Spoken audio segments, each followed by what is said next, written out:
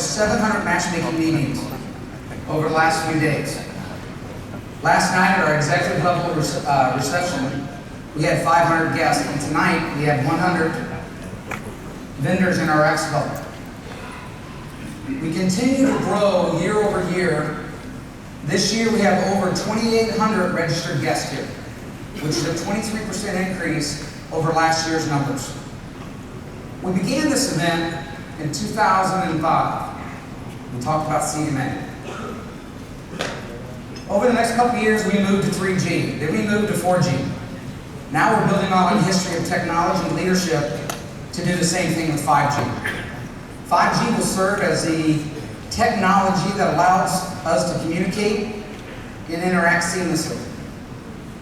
It will be a platform for innovation in ways we cannot yet imagine.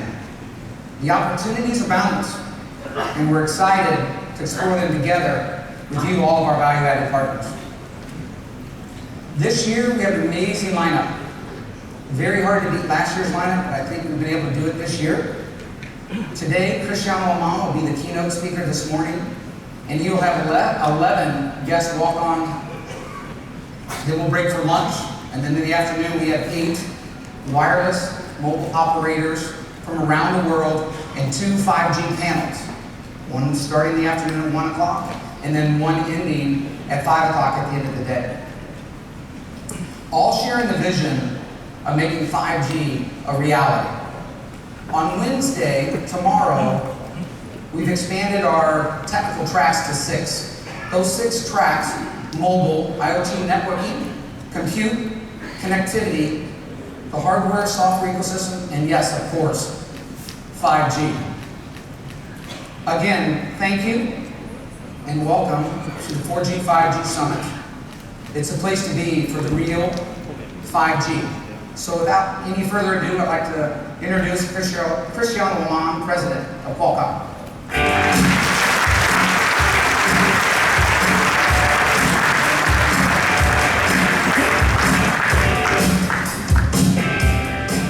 ACDC is my favorite music. Good morning, everyone. Thank you very much for being here with us. It's a very intimidating crowd. We're so excited about having this event today, but I have to say what I say every year.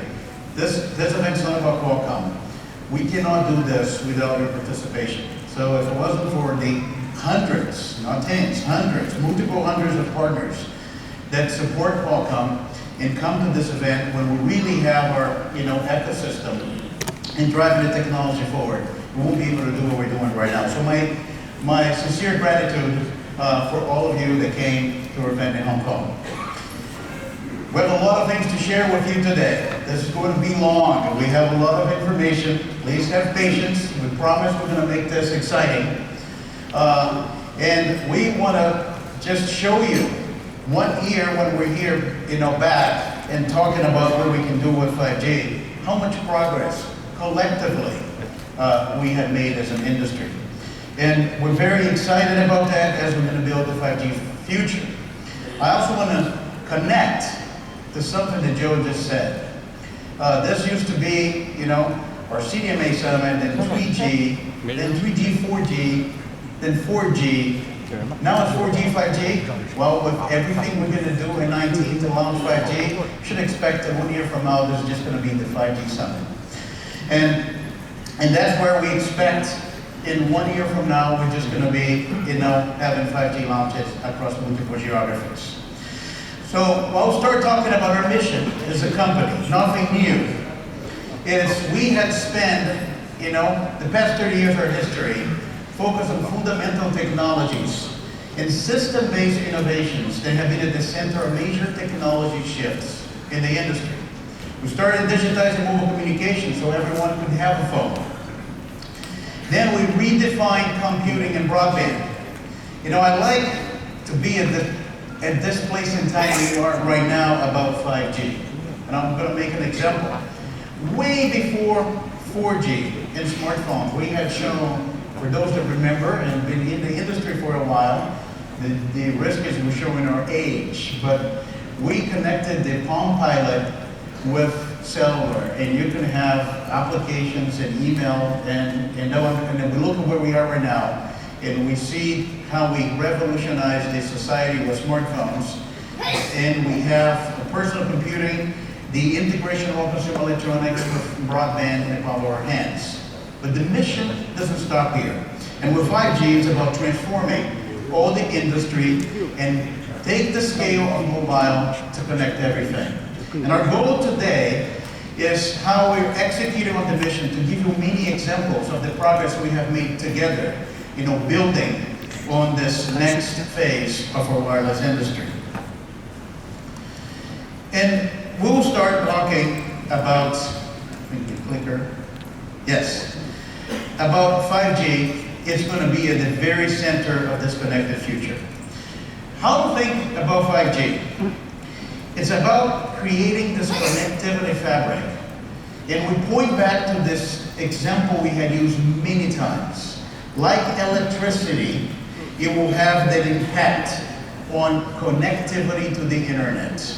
We won't talk about use cases. Now, we're still going to talk about use cases today, but in the future, we'll talk about use cases. We just assume it's there and everything is connected. And 5G has been designed so you can take the scale of mobile and you replace every other network and purpose-built network that is there with a unified, large-scale global connectivity network. And we'll transform a number of industries, enabling new services and business models, making experience that we have with our phones today more immersive, engaging, and more intuitive. But that's only this surface of what's possible with 5G. As we started to bring connectivity and machine learning as a result of having access to data to many other industries, we will see a multitude of business models, and we have a lot to talk to you about that today in this event. The ecosystem to get to this point is a result of a lot of hard work. A lot of learnings from technology generation from the 2G to 3G and the 4G migration. 560 plus companies, many of those companies here today, working together to contribute to this technology and everything around it. It's over 2,000 man-years in meetings. It's incredible. And over 100,000 technical contributions to creating the specifications, which we completed last year. We're very proud of being able to play a leadership role in this, but with all of you and many of our partners, as an ecosystem, we have done that and we got to this point, and we will drive the 5G roadmap in the industry. And I think there's a lot to be proud of and to celebrate. It is a lot of hard work to get this industry this far in this transition to 5G. There are a number of key foundational inventions at the core of 5G that is actually, unlike other generations of wireless, is preparing this technology to be scalable, supporting mission critical, and having the flexibility to support all the use cases that are beyond phones. And with that, we will see a rapid deployment of the networks to basically transform many of the industries in what we call the next evolution with the application of 5G and machine learning. To get here, we've been through a lot of milestones, many of which together, and we had many world-first milestones to commercialize 5G new radio technology. I won't go to all, but I'll point to a few. Exactly October 2016, that was 2 years ago, and really time flies. We announced the world-first 5G modem chipset, the X50. That's what we announced. That was like 2 years ago. And that's what is interesting when I hear about all this 5G hype. We've been busy working on this. And then on October 17, 1 year later, we announced the 5G smartphone reference design in the first data connection on the 5G modem chipset. Since then, we have been doing a number of announcements, and we're going to have more announcements for you today, October 2018. But the message here is this industry is moving very fast. and we're doing all the right things to get to the important milestones that will actually enable the transition of a mature wireless 4G industry to 5G. We've been collaborating with a number of partners, and here is, and I'm not doing justice to all, but I'm just listing some of the leading partners that have been working with Qualcomm, announced their deployments of 5G. We also have the privilege of being identified as the partner of choice to enable the technology development in the field through our chipsets and our test platforms and reference designs and test beds. We're doing a lot of those trials together, preparing to launch 5G in 2019. We also been partnered with every one of the leading infrastructure vendors in the industry. They're all listed here with IoT schedules that actually enable this to launch on a global scale. And 5G is really happening in 19. And this is where we are. We now have line of sight of a number of 5G launches in 2019 across multiple continents. We're beyond the demo. We're going to have launch in North America with sub-6 and mmWave frequencies. We have now launched in Europe with sub-6, and we added mmWave with many of the operator and infrastructure and handset smartphone partners. We're Japan, South Korea, also in 2019 across both of those technologies. Australia with sub-6, and then China with sub-6. But don't be surprised, mmWave is also moving in China very, very fast. Operators are committed. We see global scale deployment, of this technology, and we're very happy to see not one, but multiple launches of smartphones that consumers can buy in 2019. And with that, we had announced just last month the very first successful millimeter wave 5G radio over-the-air call with a smartphone form factor device. We announced that with Ericsson. What you see here is the Qualcomm MTP, the mobile test platform. We're not talking about very big FPGA-based, test beds. It's a device form factor. We announced over-the-air call millimeter wave, and today in this event, we're announcing that we also completed with Ericsson the very first sub-6 gigahertz 5G radio over-the-air call with this device. Those are very important milestones. With a smartphone form factor, over-the-air calls across sub-6 and millimeter wave, and this will allow operators around the world to use those products to conduct their own tests in their labs and be ready for commercialization in the first half 2019. And to talk more about that, I want to invite to the stage one of our most important partners of Qualcomm, who's been with us in this journey to accelerate 5G since the very beginning, and my dear friend, Thomas Noreen, Vice President and Head of 5G Commercialization at Ericsson. Welcome.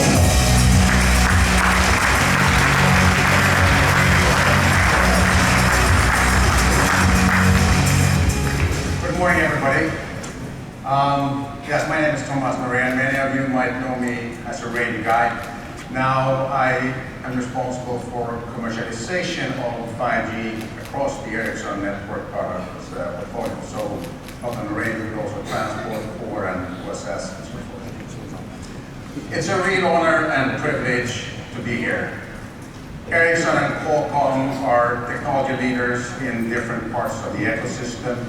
And I think we are driven by a joint passion for technology, and specifically for how we can make 5G a great technology for individuals, enterprises, and society at large. It's been, as Cristiano said, a fantastic development over the last couple of years. And if we only go back 1 year, the situation was very different. If I look at the kind of questions I got about 5G, it was questions like, why do I need 5G? what is it anyway? When would it be deployed, and possibly how would I do that? And since then, things have moved on significantly. On the Y side, I think it's now widely accepted that people realize that with 5G, we can take down the cost per bit to maybe a tenth of what it was with 4G. And that is, of course, incredibly important as traffic continues to double every 18 months, but consumers necessarily don't want to pay a hell of a lot more, excuse my language, for that data. So taking down the cost per bit is very important. But operators are also embracing new growth opportunities that 5G enables, being fixed wireless access, IoT, or digitalization of industries. We think this is very important. 5G is an enabler for a lot of other technologies. Without superior connectivity, there's not going to be a lot of AI or AR. So we think that 5G will be one of the most important factors for increased human well-being and economic growth over the coming decades. On the what side, 3GPP ratified the global 5G NR standard in December last year. And immediately afterwards, Ericsson and Qualcomm demonstrated the first standard compliant call. We've done a number of other world firsts together, and we are really seeing good progress on this track.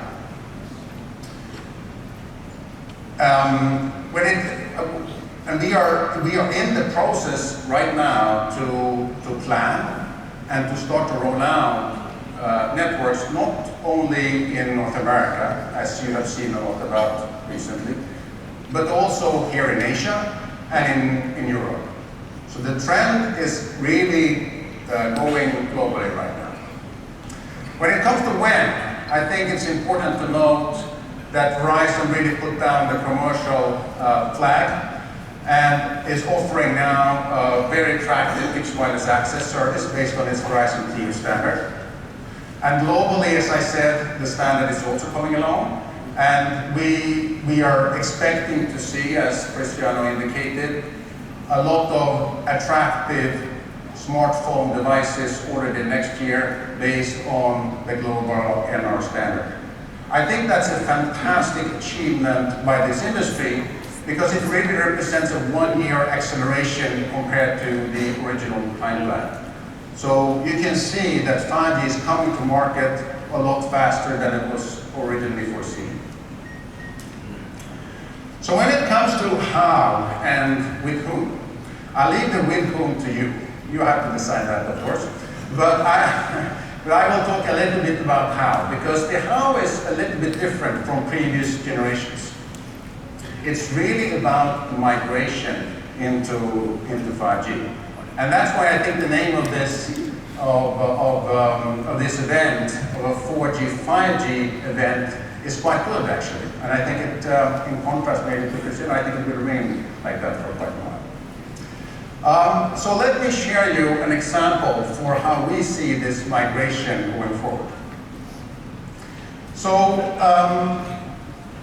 if you have your starting point is in the network, might be that you have 2 or 3 LTE carriers, possibly connected with carrier aggregation. As you see, that's the green coverage areas in this map.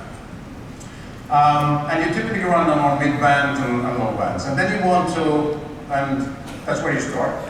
And then you want to introduce 5G. In Asia, you typically maybe will start on a 3.5 gigahertz mid-band, so I've taken that example here, but you could start also on millimeter wave, on a high band. Now, initially that might not look that different from previous generations. You add a new spectrum band, and you add a new technology on that band. But there is one very important difference. You actually run your control signaling over your already built LTE network.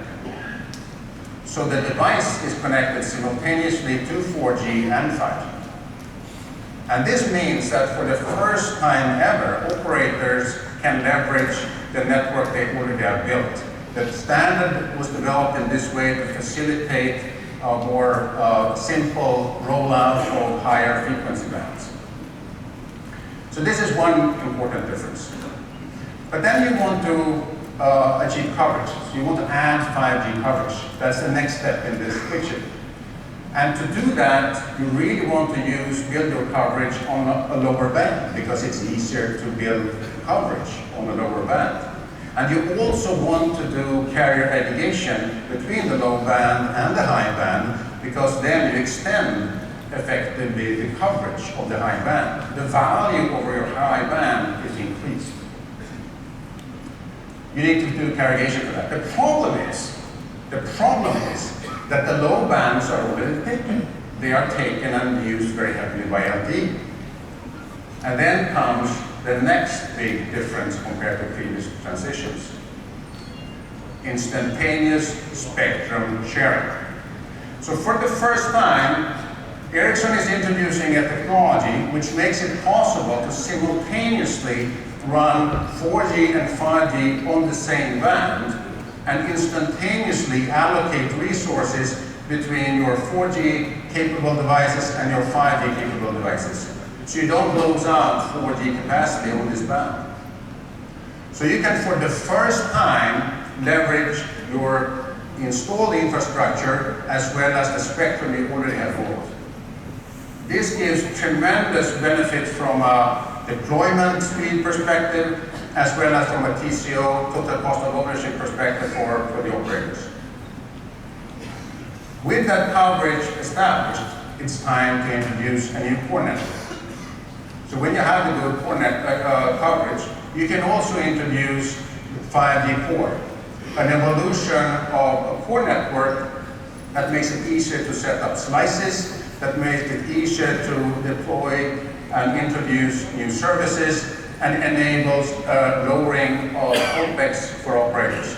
Because you can combine fixed and mobile core networks. This is the first time the industry has defined such a standard. With Ericsson, that's a relatively easy transition also. No transitions are easy, so I say relatively easy, because we have a dual mode product that both supports 5G core and 5G PC. And then, of course, you will continue to add on more capacity and more bands, and eventually you will run, we believe, 5G NR on all your frequency bands to have a tremendous user experience with a lot of capacity that is needed for the traffic growth that we are continuing to see. We will see a transition like this going at different paces in different parts of the world. The 5G core, for example, comes very early in China. It's likely that they will go for option 2 quicker than everybody else, but we will see this transition more in all parts of the world. So, on top of this is the mobile broadband case. We at Ericsson, we don't have an enterprise arm. Our only customers are, and they are not only, but our customers are our operators.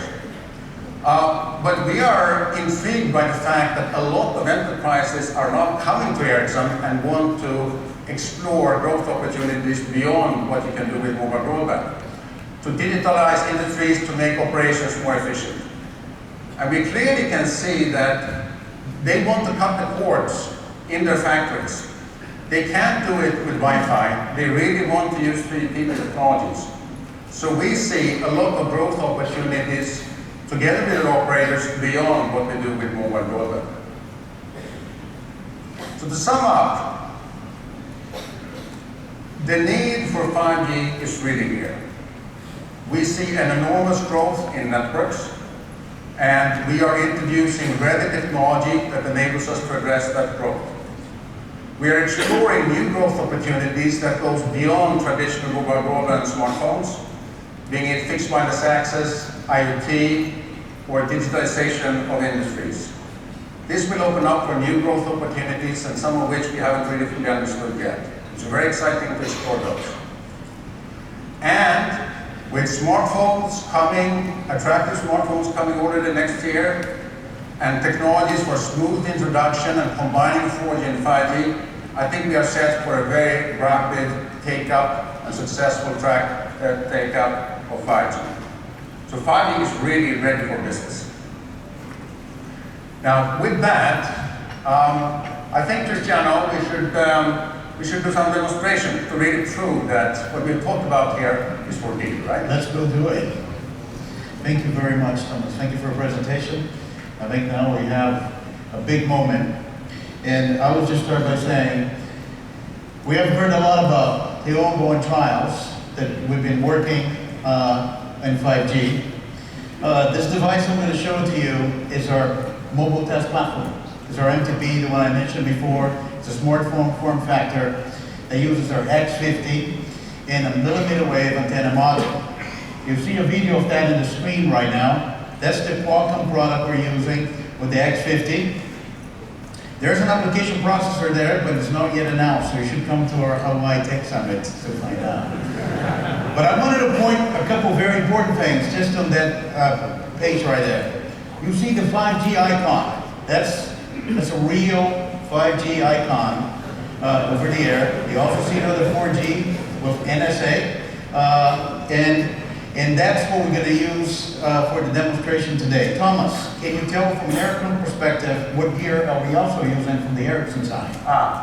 Yeah, so I don't know if we get some light on that, but we actually have our commercial 5G radio. It's the Air 5121. Some of you actually have that in your networks, also starting to be deployed. So this is mmWave 28 GHz radio. And then it's connected to our commercial core network.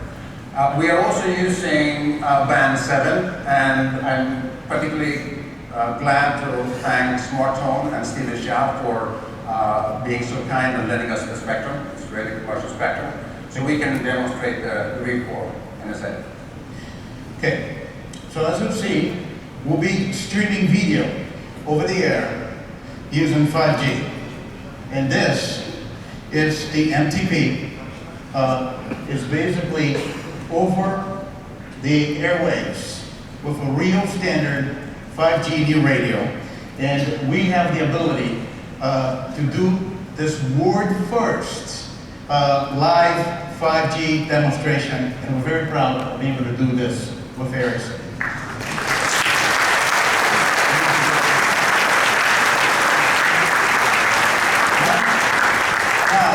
I wanted to pay attention to the device one more time because there will be a quiz later. So this is my phone. This is my smartphone right now. I wanted just to pay attention on this size comparison, okay? Hold on. I'm telling you there's a quiz later. You understand why I'm doing that. This is one of the most exciting moments, at least for us in the tech sector, that we can get to this point and be able to come here live and have that over-the-air demonstration with a real 5G. And I think we all should be very proud of this, and it actually builds confidence about what we'll be able to do with the launches in 2019. Thomas, thank you so much for your partnership. Thank you. Thank you for being here. Thank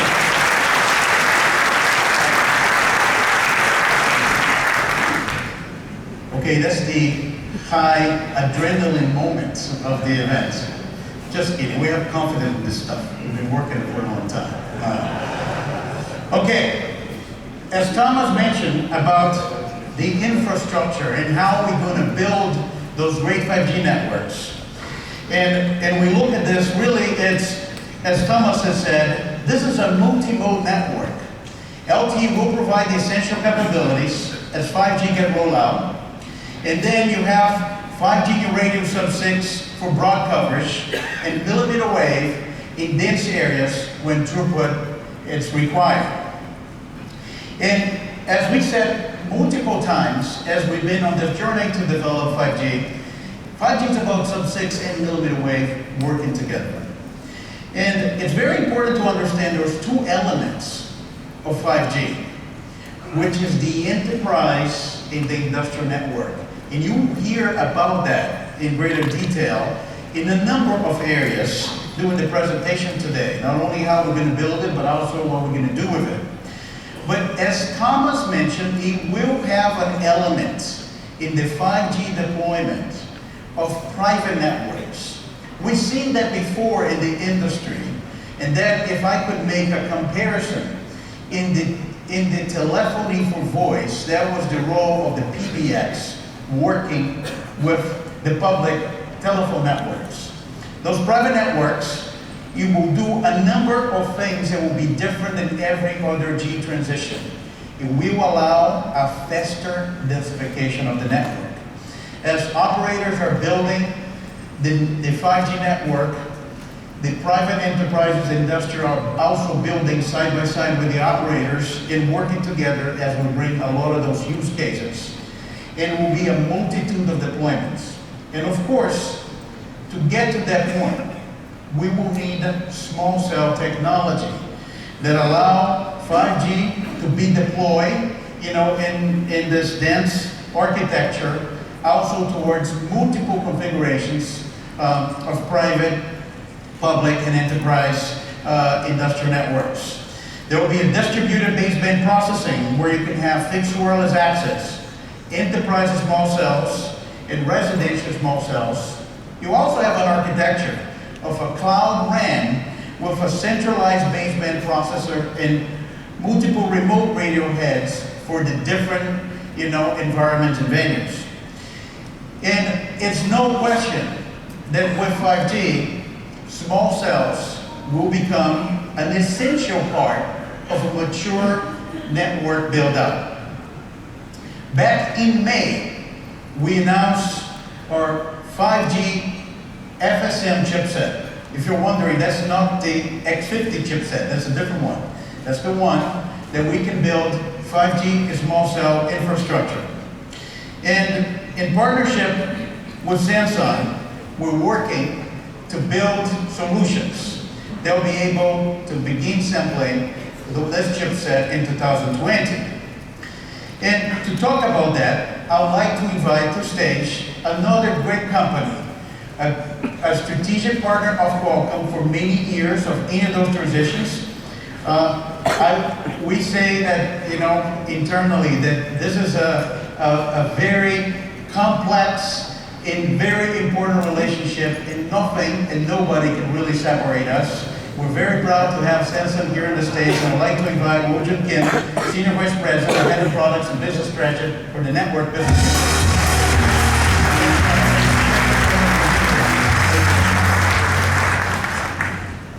Thank you, Cristiano, and thank you, Qualcomm, for inviting us and giving us a chance to talk here.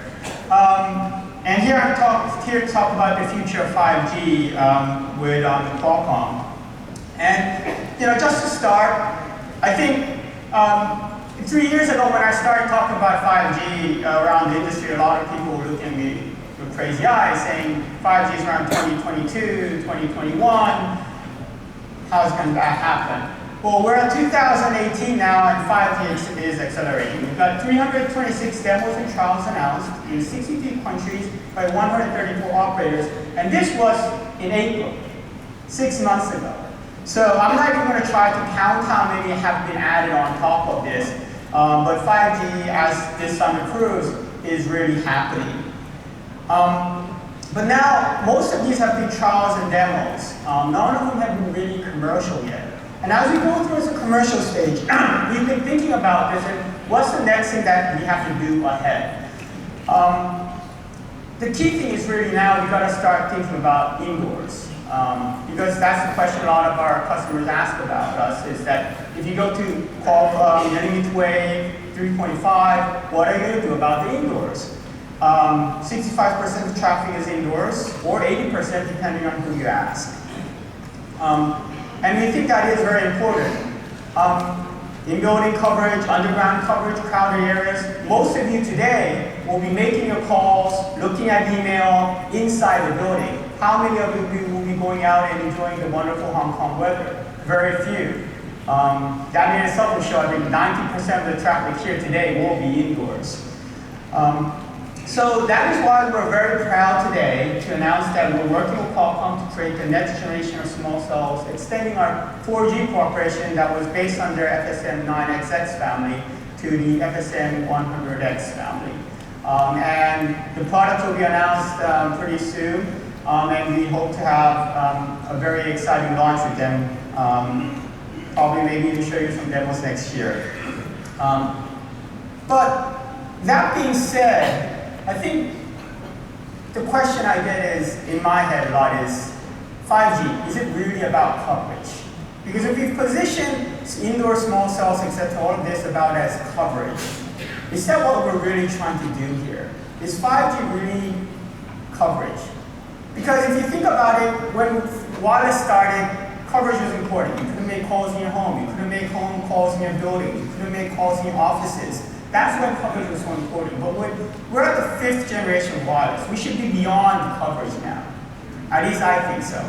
And that's where our thinking goes, in that we think with 5G, it will be different. And that's because with 5G, 30 years ago, wireless and wireline split. The operators split. You had wireless, you had wireline, and everyone was satisfied with wireless data, or wireless voice calls, and there was satisfied with a performance that was a bit less than wireline. And really that was because you were giving a wireless just a premium, that it was just the convenience of having that. But now with 5G, what we think is it comes together. Back. The wireline wireless split comes together, and we call that 5G wireless fiber.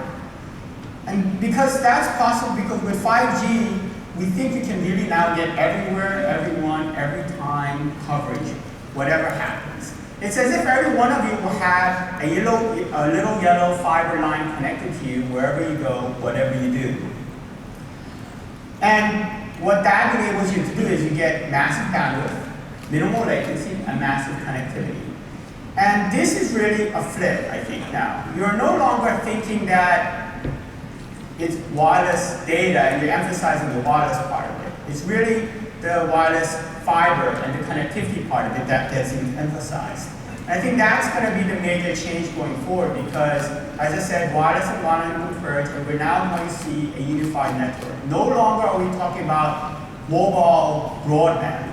I actually don't like the term mobile broadband that much, because it emphasizes the fact that it's broadband was mobile, and so in some ways I think you're giving up on things, but I actually think it's much more. How do we do that? Well, the technology there we know today is, as Cristiano has explained, and as Thomas has also talked about, is massive bandwidth is a key part. mmWave, sub-6 technology, nuclear air technology. Another key part is a revolution in the computer architecture, which we call edge compute. And the third most important thing is we think all types of nodes, massive connectivity. And by that we mean, to do this, we really require more sites. Conventional networks was built on a macro network. With 5G, we have to have a lot of sites, many more sites. And I think that's the fundamental thing that technology by itself cannot solve. We just need more sites. And for that, you need many types of cells, big and small cells. And the challenges there are, to make many different types of cells, what you need. You need to minimize the power, you need to minimize the backhaul requirements, you need to minimize the size, and you need to minimize the distance to your data centers. How do you get there? You only get there by making chips. And that's why we're very excited about the Qualcomm FSM 100XX family, because that's going to enable us to make small systems. And that also ties into what we do at Samsung. We also make a lot of chips, and we're also emphasizing that going to 5G, not only for small cells, but also for the micro and macro, creating chips and creating a plethora of chips is the only way you're going to meet these challenges. And that is where our focus is. But when we do that, the question I also ask is, why are we doing this? What is the point of all of this crazy chip development, small cells, site development, etc.? Well, to get there, I just like to think about history a bit. And one of them is, if you look at, there's this book by Sapiens, called Sapiens by Yuval Harari, that I think many of you read. It says, the telling of stories separates Homo sapiens from animals. What fundamentally that says is that humans made their leap in civilization, differentiate themselves from animals because we had language to communicate. We were able to communicate. And if you think about it, Our wireless technology is such that in 2G it was about humans talking to each other. 3G, 4G was about us talking to machines. When I look at email or talk to surf the internet, I'm talking with a machine out there. But with 5G, it will be machines talking to machines. And we're getting to an age where actually we'll be 7 billion humans, but we'll have 50 billion or 100 billion machines talking to each other. And at that stage, we think there can be a fundamental change in how things work, the economy and everything else. So on our view, we think 5G machines will make their leap. It will be 5G plus AI will tie together and we'll have them communicate with each other. And so, I said earlier, 5G was about wireless fiber. And if I think about wireless fiber, I said it was everywhere, everyone, every time. That every one of us could talk. But if you think about it, there's a bias in there. Because now with 5G, I think the true thing is everywhere, everything, every time can talk. And that is where our emphasis will be going forward. And so that sort of stuff is starting with the smart factories that people will be building. As you can see, we think there will be a lot of robots. And at Samsung, we've already launched a smart factory initiative that's been announced with AT&T in the US. And we're also, as we said, to eat your own dog food is the paradigm we follow, and we are implementing a lot of these technologies in our new factories. We also think, starting with 5G, smart cities, smart streets really become reality. Because if you think about it, what held back smart cities was the need to wire up all those devices and sensors with copper and fiber. But now with 5G, as I said, you can do it all wirelessly. And once you can do things wirelessly, deployability goes up quite a bit. And Samsung will help this trend. So we will help humans and machines make this leap with 5G plus AI is our goal. Oh, sorry. Oh, well, whatever. So I guess they cut the slide here. They're trying to send a note, I'm talking too much. But the thing is, as it's a Samsung, we have one slide here that one really was here about what we're doing here. 5G, as I said, because it's based on chips, AI, and services, Samsung is the only company that's really making a complete end-to-end solution. We're starting from chips, devices, infrastructure, services, AI. And as you can see, recently we announced a $22 billion investment, $22 billion, not million, $22 billion for 5G and AI, and that is precisely our goal, because that is where we think the industry is going. So thank you very much, and I hope you have a great time.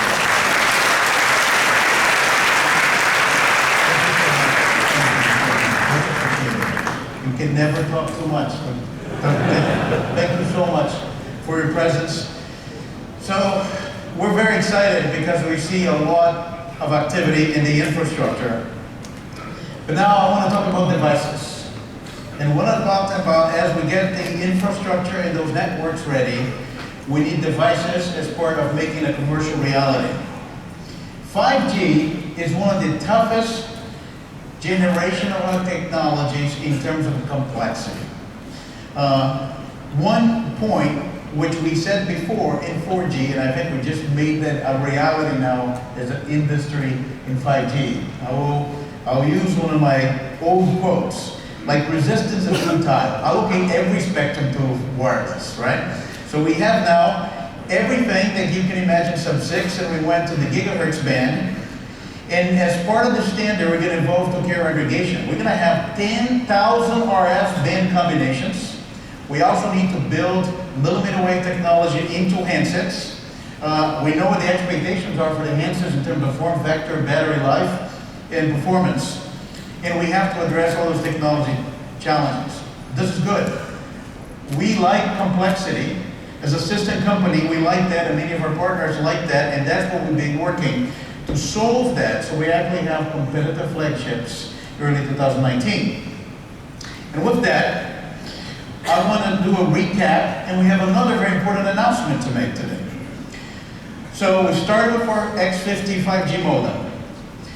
Then we build modules that we could actually have millimeter wave, multiple antennas. Those are like antenna arrays into a phone with the performance that will compensate for hand positioning and etc. We announced our MTP, that you saw the MTP, and with that MTP, we're doing a lot of the field tests. And today, we're announcing the 5G new radio Qualcomm reference design. This is the product that, and I told you I'll have a quiz. Now I'm going to compare to my existing 4G phone.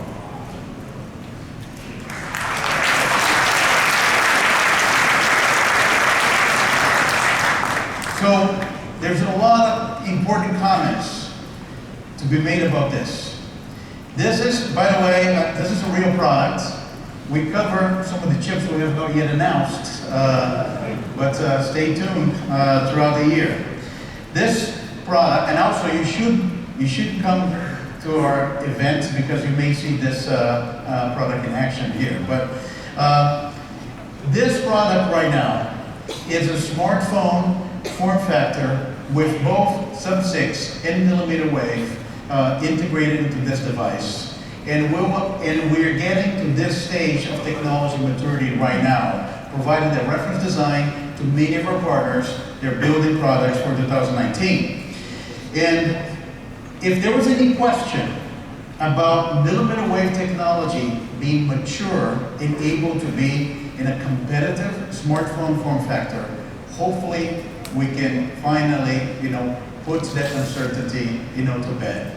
And we're going to be launching with many of the partners here in the audience, many of the leading operators across multiple geographies, including the United States. We're going to be launching millimeter wave with a competitive, flagship device that people want to buy. And besides, announcing that, we just want to show you in that reference design that we're making another announcement. We're now going to our second generation 5G millimeter wave antenna module to integrate that. And you see now a reduction in size of 25% from the one we announced back in July. So the first module we announced in July, this one we're announcing today, is 25% smaller. It is engineered to enable mobile manufacturers to add millimeter wave to leading flagship smartphones. It will support beam forming, beam steering, beam tracking technologies, and will drastically improve the range and the reliability of millimeter wave 5G. And this integrated antenna module has the transceiver, the power management, the entire front end, the phase antenna array, and will support a bandwidth of about 800 megahertz wide. And that is in that reference design that I just showed to you today. So enormous progress, and we're very proud to be able to announce both the reference design and the millimeter wave antenna module. Somebody said that this front-end module of millimeter wave was a Qualcomm Mars project. Well, we can take that, but we're definitely doing it. And it's going to be part of the reference design and some of the many early launches of 5G.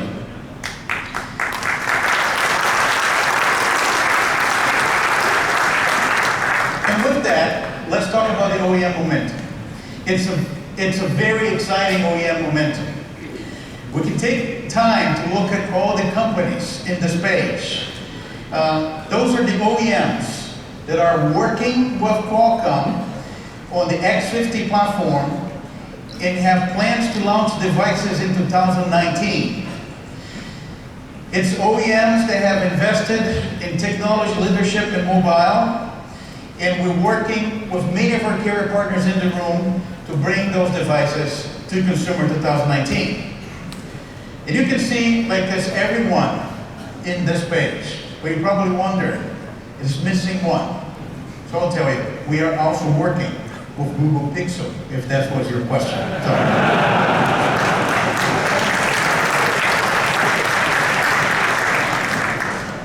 So with that, I would like to bring some of our partners here, and I'd like to invite Carl Pei from OnePlus. Welcome, Carl.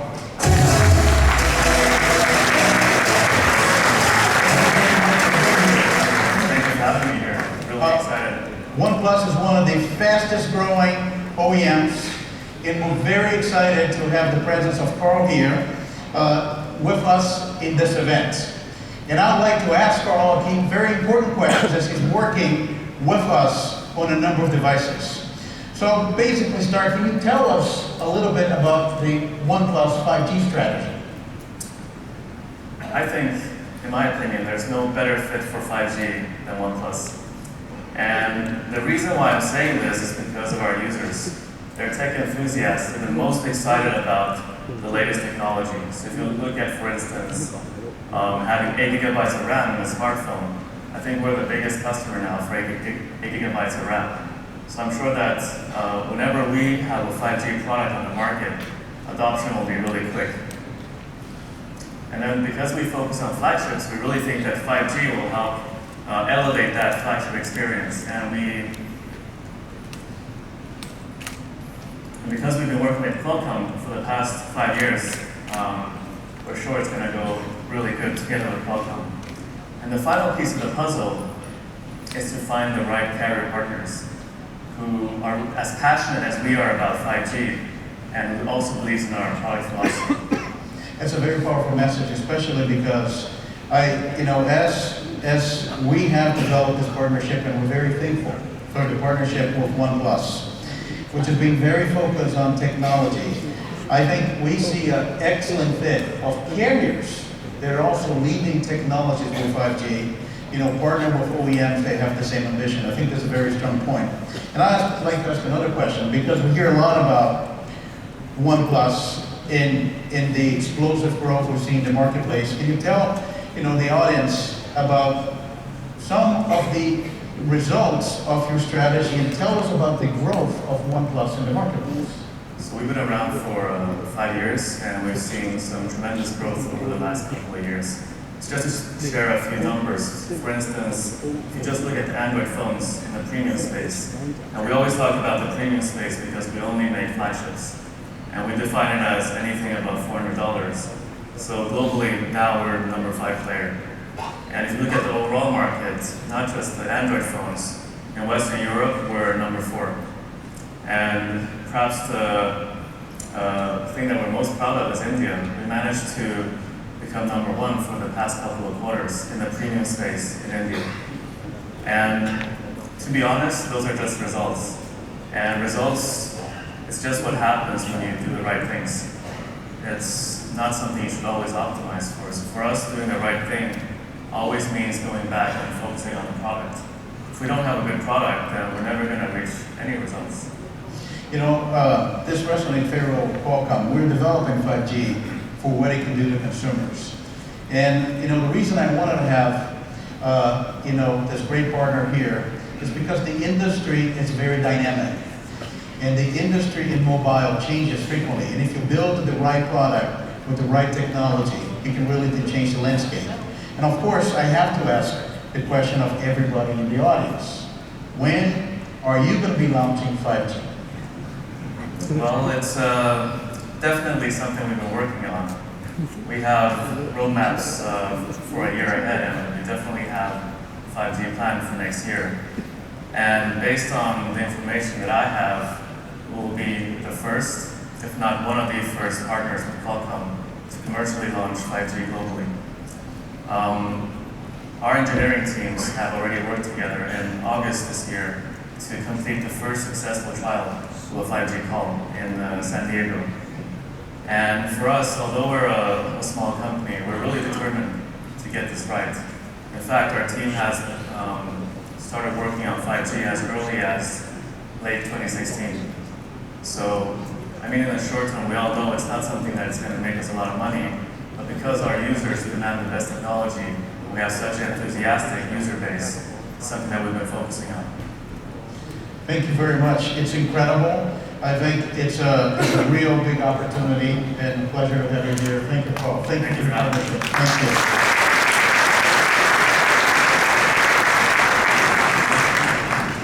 Okay, so we talked about where we are with 5G. We talked about the infrastructure. We did the world first, live demo of a real 5G new radio. We talk about the new dense deployment of small cells. And we talk about OEMs and the launch plans. So there's this question, how your smartphone is going to change? How your smartphone is going to change? What is going to be, different about it? In part, the fact that we have all those questions of smartphone, it makes us wonder if we're doing too good of a job on the Snapdragon because we think our 4G smartphone is pretty good. But, we are in our partners, we think there's a number of different use cases you'll be able to have with 5G. And we're just scratching the surface. We have assumed some great examples. First of all, when you look on your 4G smartphone and you have a number of very powerful app platforms. Well, once you're into 5G, and let's assume gigabit speeds, very low latency, guaranteed connections, unlimited data plans, you have a whole new dimension to the app experience because you're going to spend more time on many of the apps because you're going to be always connected with them. That will create more interaction and more contextual relevance. And this is another thing that is important.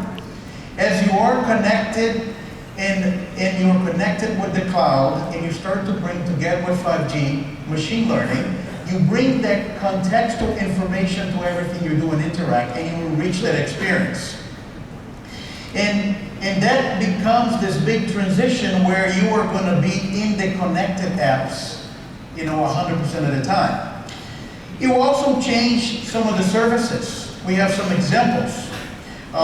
One is how we think about streaming.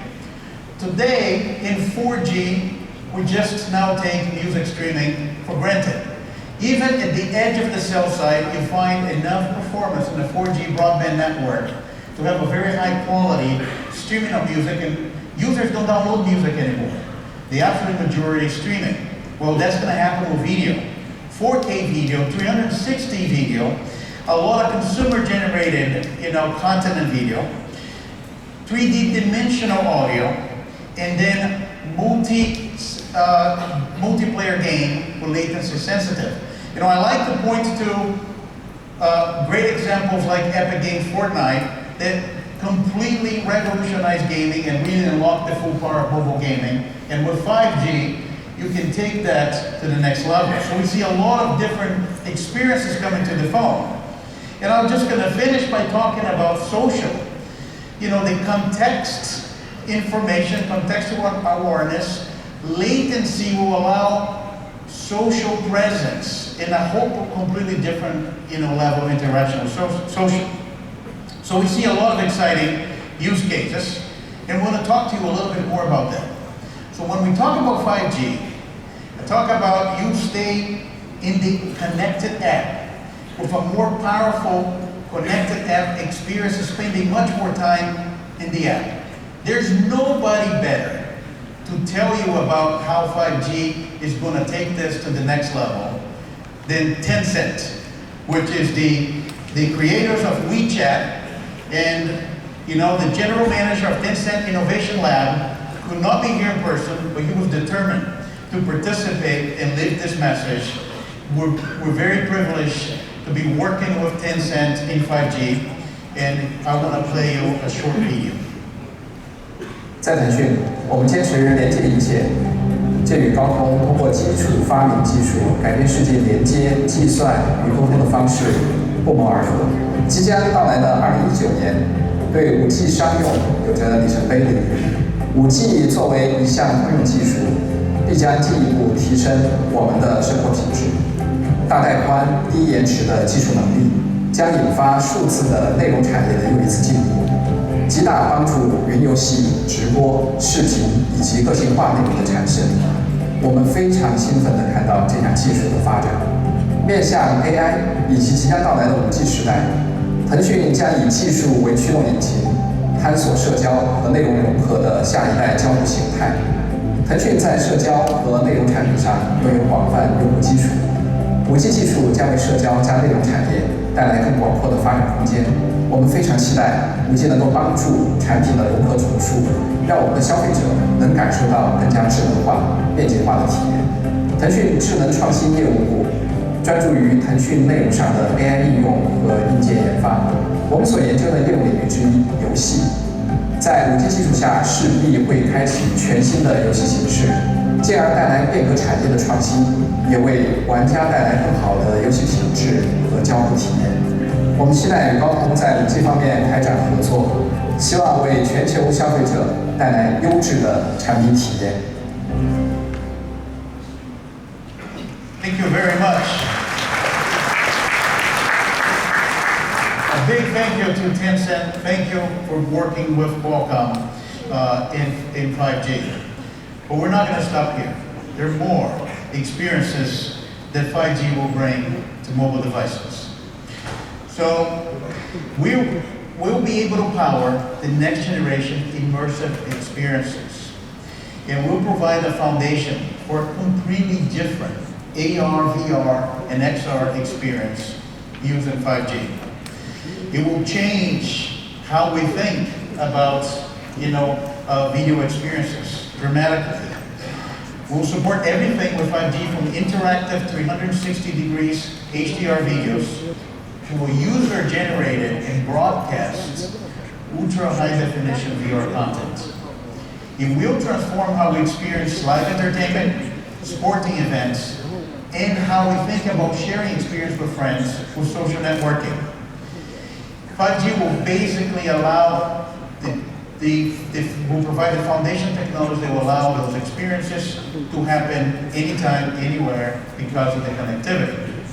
So I'd like to talk to you about that, a company that is at the cutting edge of XR content creation, and that is NextVR. And we're privileged to have NextVR here with us.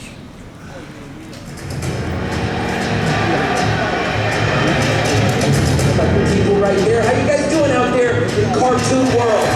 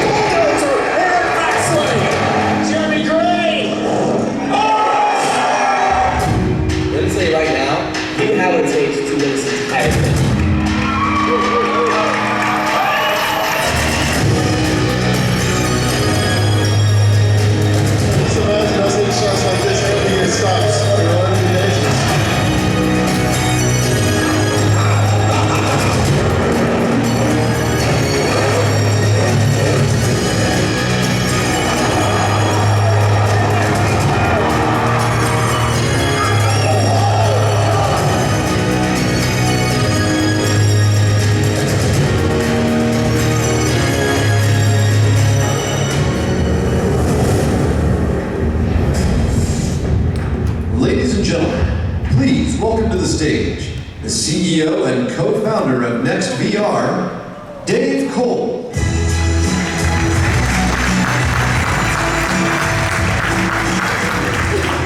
Hello, I'm Dave Cole, CEO of NextVR. We're super excited to be here with Qualcomm to represent our continuing partnership.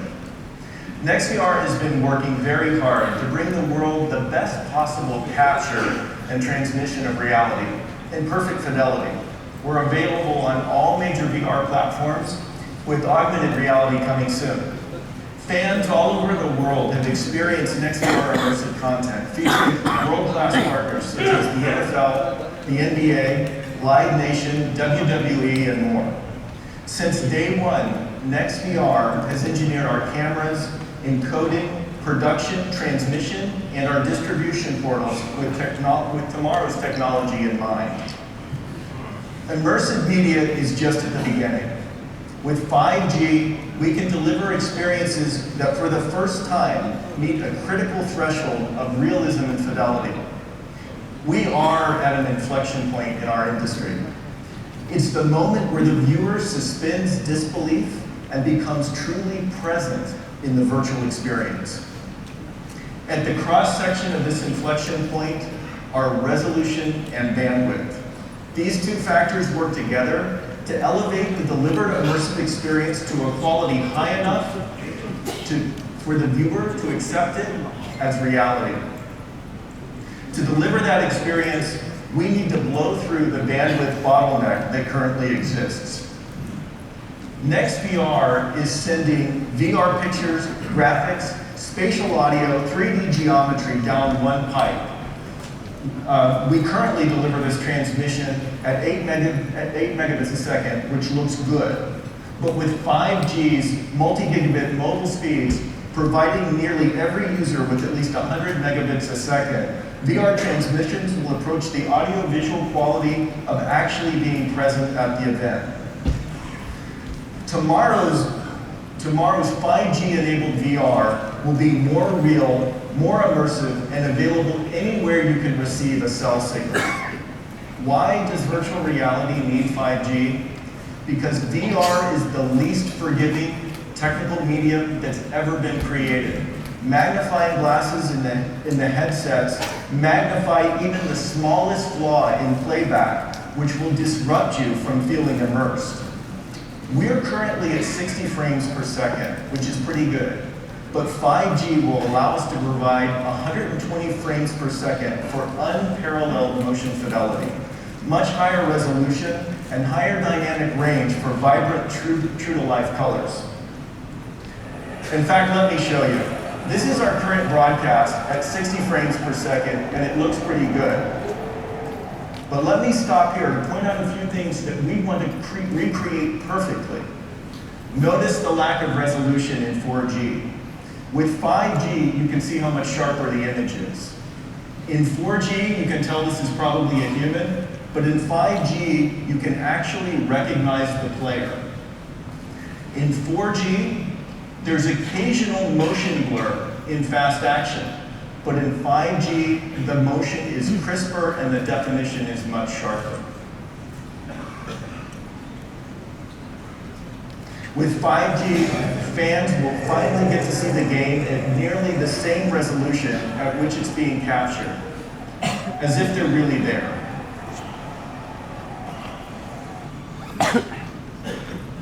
Another element to recreating reality and immersive content is the freedom to move around.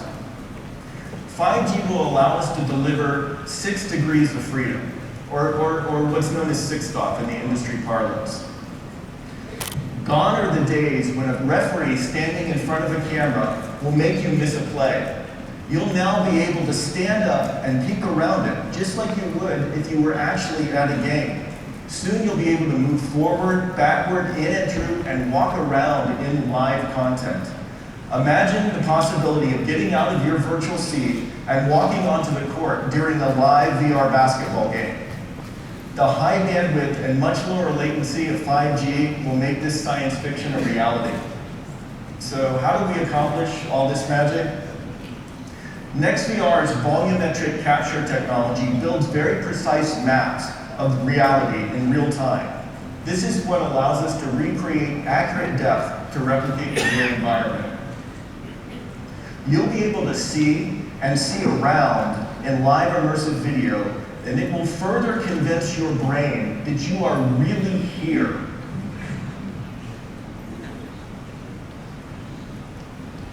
While we've been busy at NextVR delivering the best possible VR experiences, we've also been hard at work in the lab developing for the next frontier, augmented reality. With VR, we're transporting you to the sidelines of the game. But with AR, we're bringing the game inside your house. Our volumetric capture pipeline will allow you to literally project the entire playing field, viewable with AR glasses or phone-based AR, onto whatever flat surface you want. Here's a look at an early prototype.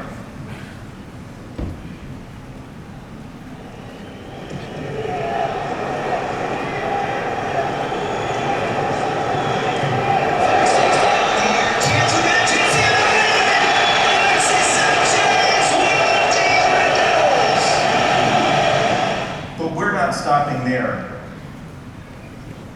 There we are.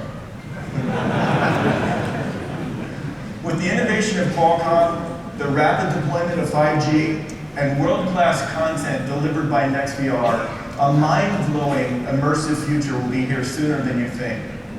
Imagine a day when your virtual worlds and real worlds collide, when one is mixed with the other thoughtfully, and when the lines between the real world and the virtual world blur at your command in the comfort of your home.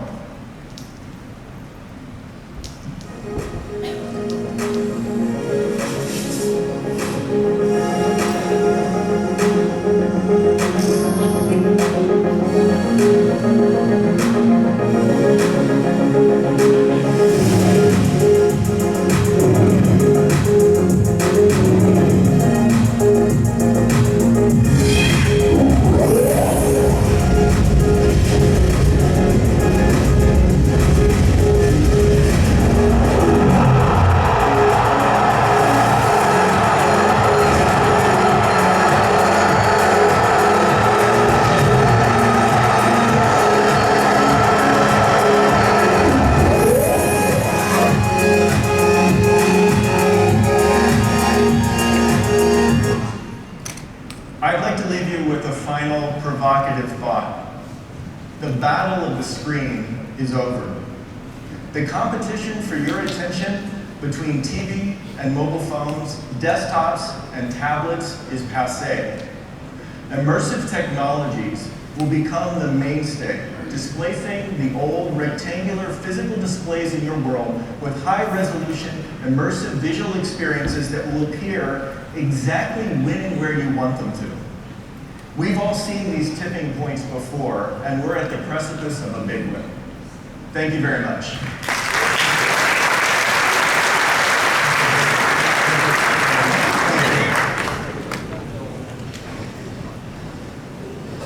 So, we're very happy that we'll be able to show you some of the great use cases that we'll be able to do with the phones. But 5G, as we said at the beginning of this presentation, it's not only about phones, and it's about going to other industries. And this is an interesting topic. I'll make a provocative statement. If you don't know what the use case is for the other industry with 5G, you need to get out more. Because this is actually one area that we have probably more use cases that we can show. But we pick a few just to show you how the 5G technology will change many of the business on other industries beyond mobile. It will give you a very good view of why operators and many of our partners are building 5G networks, in the coming years. 5G will expand the mobile to many other industries, from healthcare to energy. It will basically change industries in the computing environment, in the industrial smart cities, automotive, and retail. We'll enable new business models, new services, and will bring the data and the consequence of machine learning with a fast response time, back into those businesses. But we'll also create brand new industries. By 2035, when 5G reaches its full stride, it could enable up to 12 trillion worth of economic impact. So what I'd like to do today is to go to some of those industries and show you some of the opportunities. And we'll start with the always connected PC and the future of the enterprise. We have been working with Microsoft on enabling this new category of device, which is the always-on, always-connected PC. It defined a whole new experience, bringing some of the habits that we have now from smartphones. It's about battery life, measuring days, not hours. It's about instant on. It's about always connected to the cloud. But this is the beginning of a future that we already know, which is a 5G connected PC.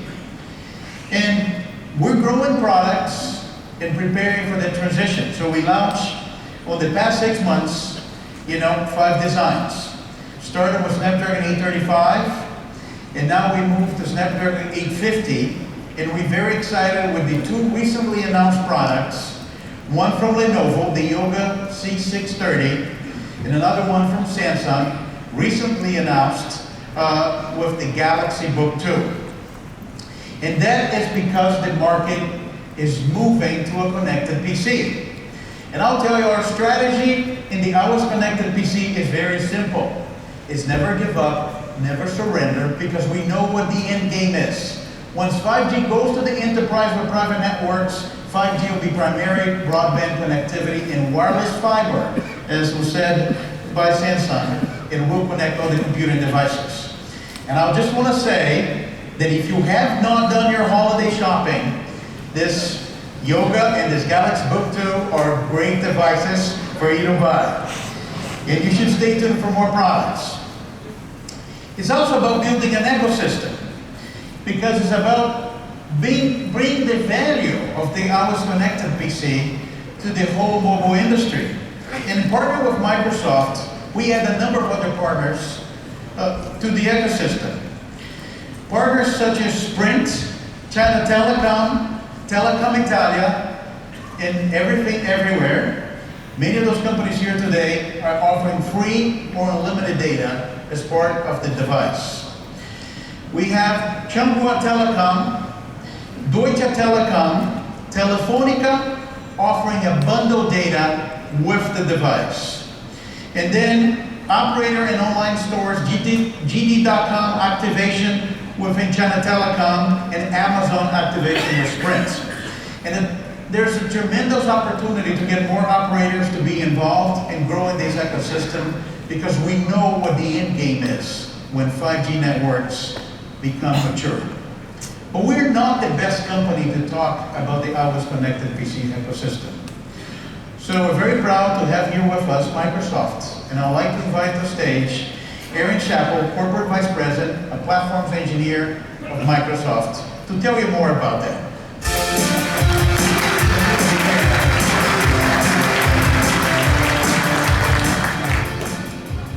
Microsoft and Qualcomm have a deep partnership that involves big bets, all of which are anchored in a shared vision. We believe in a world powered by an intelligent cloud and an intelligent edge, with 5G connectivity as a key enabler for this digital transformation. In this intelligent cloud, intelligent edge world, computing is getting embedded in everything: people, places, and things. In our homes, in our cars, at our work, in our stadiums, in our entertainment centers. Every industry, from precision agriculture to precision medicine, from autonomous cars to autonomous drones, from personalized retail to personalized banking. Every walk of life is being transformed. With this worldview, we have opportunities for both growth in the core devices we are already making, and for new areas and new devices we can design, build, and sell together. These devices at the intelligent edge need to be low power, always connected, flexible in their form factor and function, and connect to both private and public cloud infrastructure to harness the power of AI, collaboration, and the ultra-low latency that is part of the 5G promise. They include traditional PC form factors like the Lenovo Yoga C630 or the Samsung Galaxy Book 2, or they can be devices like the AI Vision platform we showcased with Qualcomm at the IoT Solutions World Congress in Barcelona last week.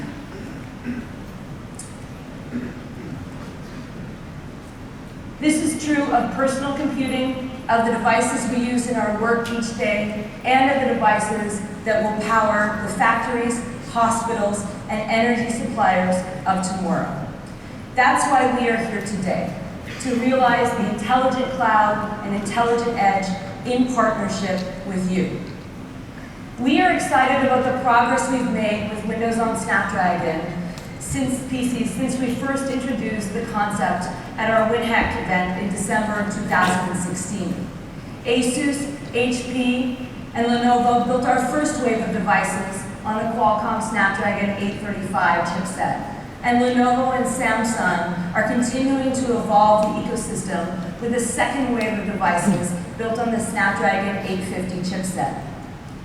our goal continues to be to build great Windows 10 connected PCs that help our customers achieve more. And we will continue to bring more innovative connected PCs in the future. We believe in a core set of benefits for our customers. Benefits that are meaningful and game-changing.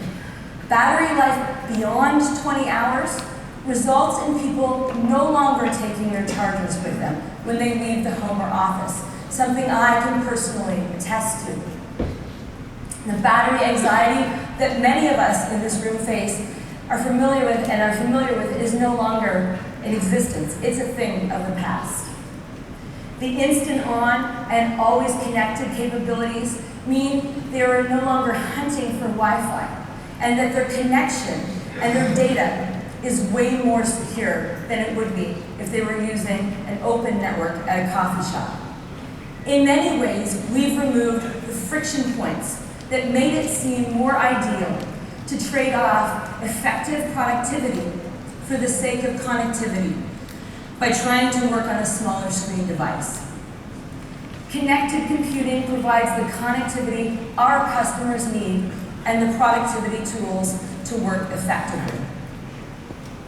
Seeing these beliefs translate into actual usage reminds me that we aren't just building devices that make it easier to stay connected.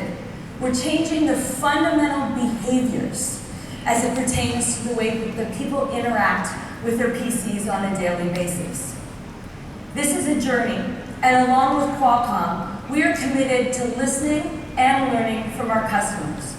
When it comes to the insights and the usage, there have been some really interesting results.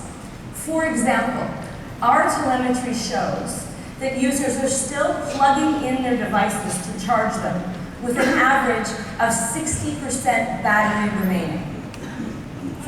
They're getting a full 8 hours workday and plugging the device in, even though they still have over half the battery life. This is out of habit. So what is possible if they break that habit? It's behaviors like these that we are looking to change with our technologies and experiences to unlock even greater productivity and freedom. Looking forward, by 2020, 50% of the workforce will be millennials. They demand 3 things: air, water, and connectivity. Enterprises must transform the boundaries of creativity and teamwork to meet the requirements of this generation. We firmly believe connectivity is the backbone of the modern workplace, enabling productivity anywhere and everywhere. With eSIM manageability and an increasing amount of cloud-powered business services like Microsoft 365, as well as line of business services hosted by Azure, enterprises can reduce cost and complexity while delivering higher levels of security and service to their employees. Let's take a look at what we found during one of our recent pilots. Signature is a global system integrator and managed service partner. Our staff is global, our customers are global, and we all travel globally. Devices have to be tethered to some sort of connectivity. So that's what's so exciting about the always connected PC solution. We have a LTE network connection that is always on. Anywhere that you can get a cell signal, you have the speed of collaboration that Microsoft 365 allows. In transforming the modern workplace, connectivity is extremely important, first and foremost from a security standpoint. In the past, when folks were connecting from remote locations, they were vulnerable. If they were completely distinct from our network, we didn't have the ability of actually determining that they were protected. Now, because the devices are always connected, I can actually tell folks, work from any location you want to. Battery life is fantastic. Being able to work multiple days without worrying about where am I going to plug this thing in is huge. New Signature has worked with Microsoft on a number of different preview programs. This has been by far the most engaging one. With the ACPC devices and the engine management, your signature doesn't have to spend time configuring each device. They had Office installed. They can immediately start getting access to their data and documents. They can immediately start working securely. It's seamless, and it just makes life easy.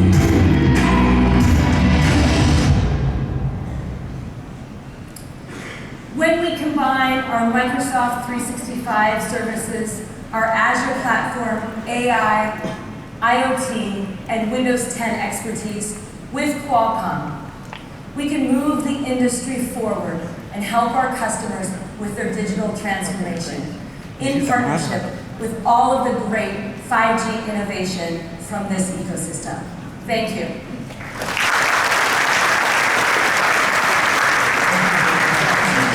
Thank you for being here. This is really exciting. And, you know, it's very easy to see how it's really going to support this whole view about how connectivity is going to change everything and will change, you know, the enterprise, entertainment, and anywhere productivity. But we want to talk about more industries. And there is one industry we selected because it's the one that has the biggest transformation because of connectivity and upcoming transition to 5G. The automotive industry, the automotive is inherently mobile, so it's easy to see how mobile technology is going to transform the automotive. But it really redefines the in-vehicle experience. And everything that we do with our phones today, we can extend that capability to the time that we spend within our vehicles. But it also creates completely new business models. And that's the most interesting thing. There, as you started to think about a connected car, and you add a mature connectivity and a completely upgrade, in some car makers started to have line of sight that in the future, the service revenue on the car could actually be as big as the revenue and earnings of the sale of the car itself. And that is going to be one of the most profound transformations. 5G will enable 2.4 trillion in economic output across the automotive sector and will be at 20% of global impact. And on top of that, we think about this evolution of the standard technology, cellular V2X, which paves the way to 5G power future. The standard cellular V2X will connect vehicle to vehicle, vehicle to infrastructure, and vehicle to pedestrians. During the Samsung presentation, you saw a smart city infrastructure interacting with cars. And you think about the cars connecting which each one of us, when our smartphone is a proxy of ourselves, in connecting to other cars. When you think about navigation systems in autonomous driving, the ability to have the live map, it's a significant advantage and a significant improvement in saving in safety, as well as the capability of the autonomous driving systems. There's a number of cellular V2X trials happening globally, and we expect that to start in production in vehicles as early as 2019. But really, to talk about the automotive, we want to bring one of the Qualcomm Grace partner. And when we talk about connected car, this seems like the right company with the right credentials to talk about the connected car. And we're very proud to have here with us at the stage, Mr. Shen, Vice President of Geely Automotive Research Institute. Welcome.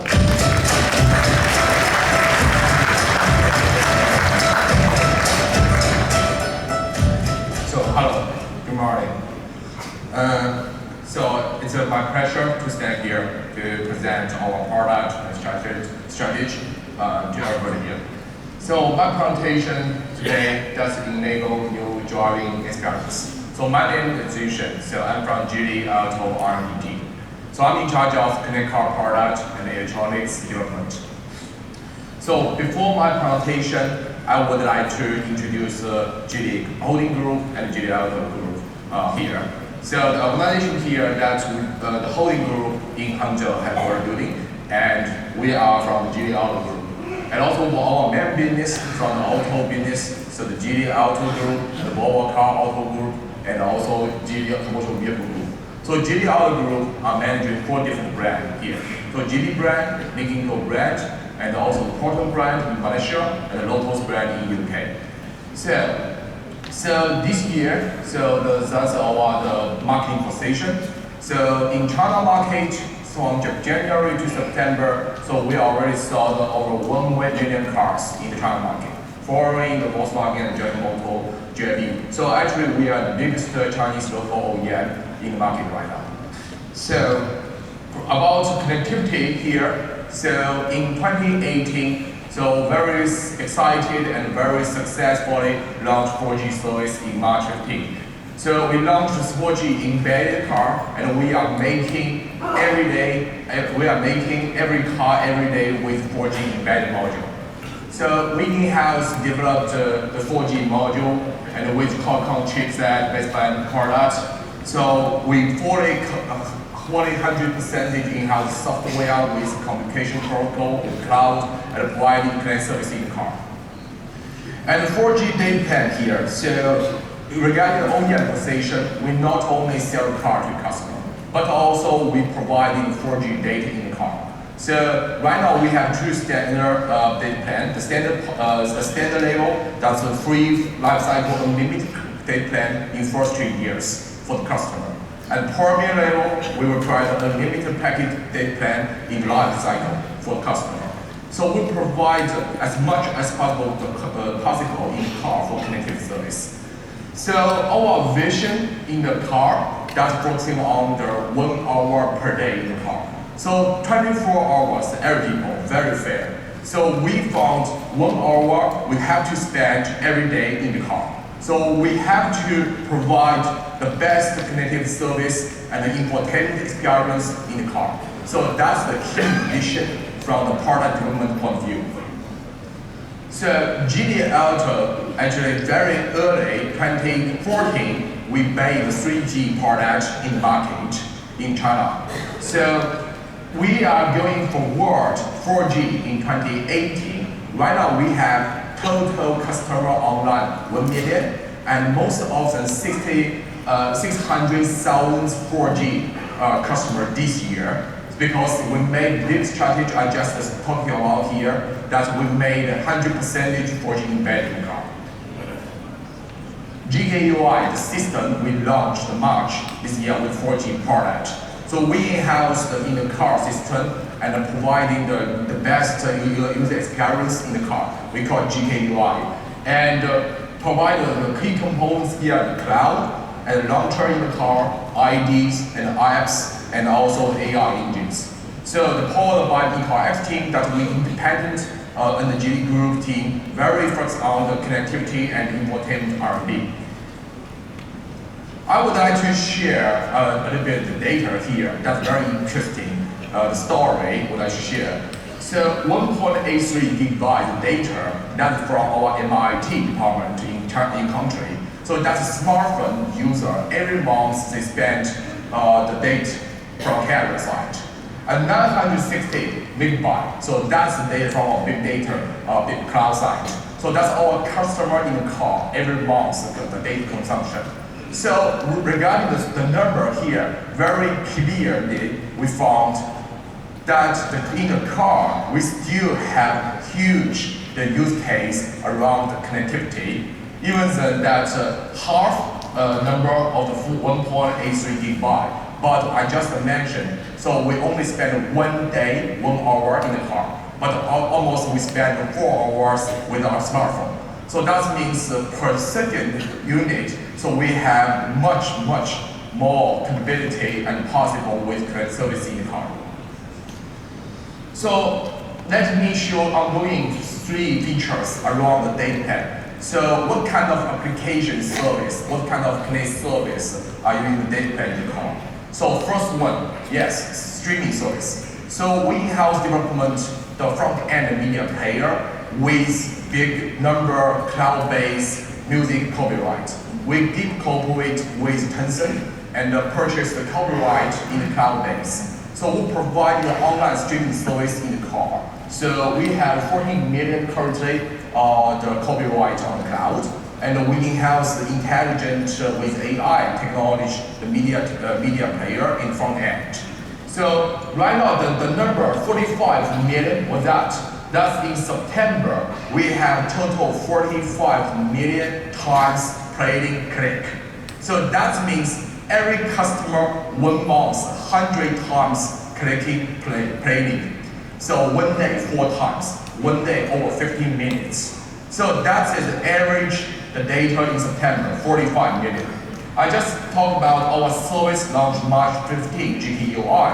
So till now, we already had a total 400 million times total clicking on our online streaming service. So that's very big surprise and big amazing data to us. We have very confidence to going ahead connectivity in the car and the streaming service is of high quality.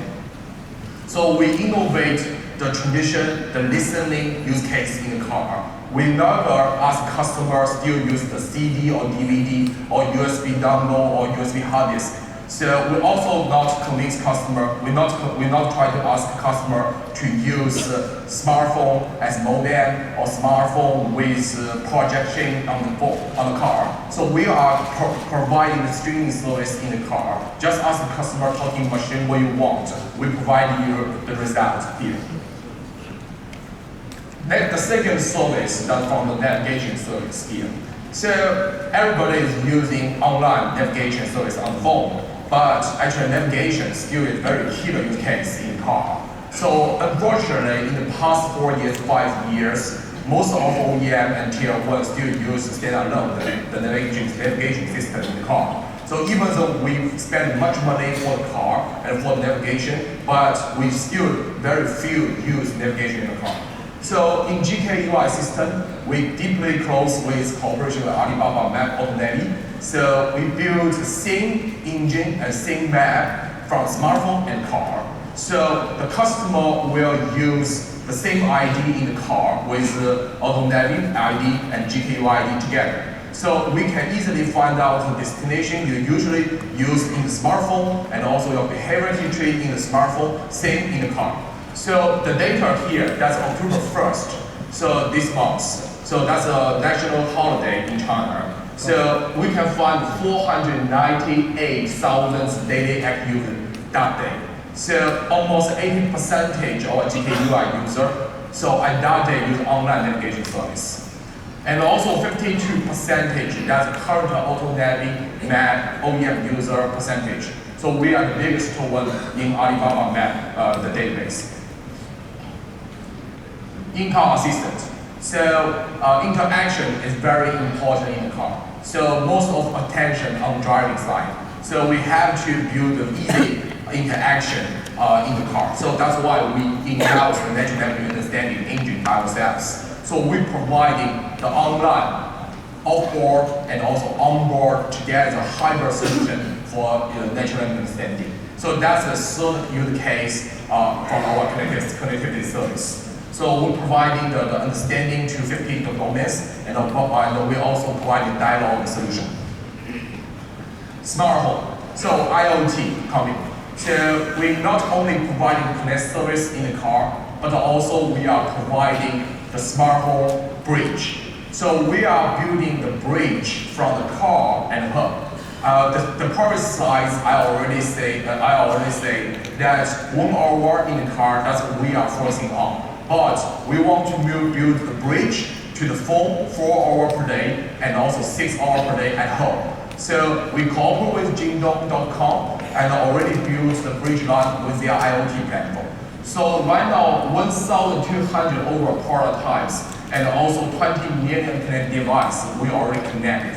So we can imagine the scenario that when you come back home, and in the car, you can ask a machine to relay for your kitchen system and for your cooling system at home. So when you back home, everything is ready. So that will be a very interesting use case you can try if you use our service.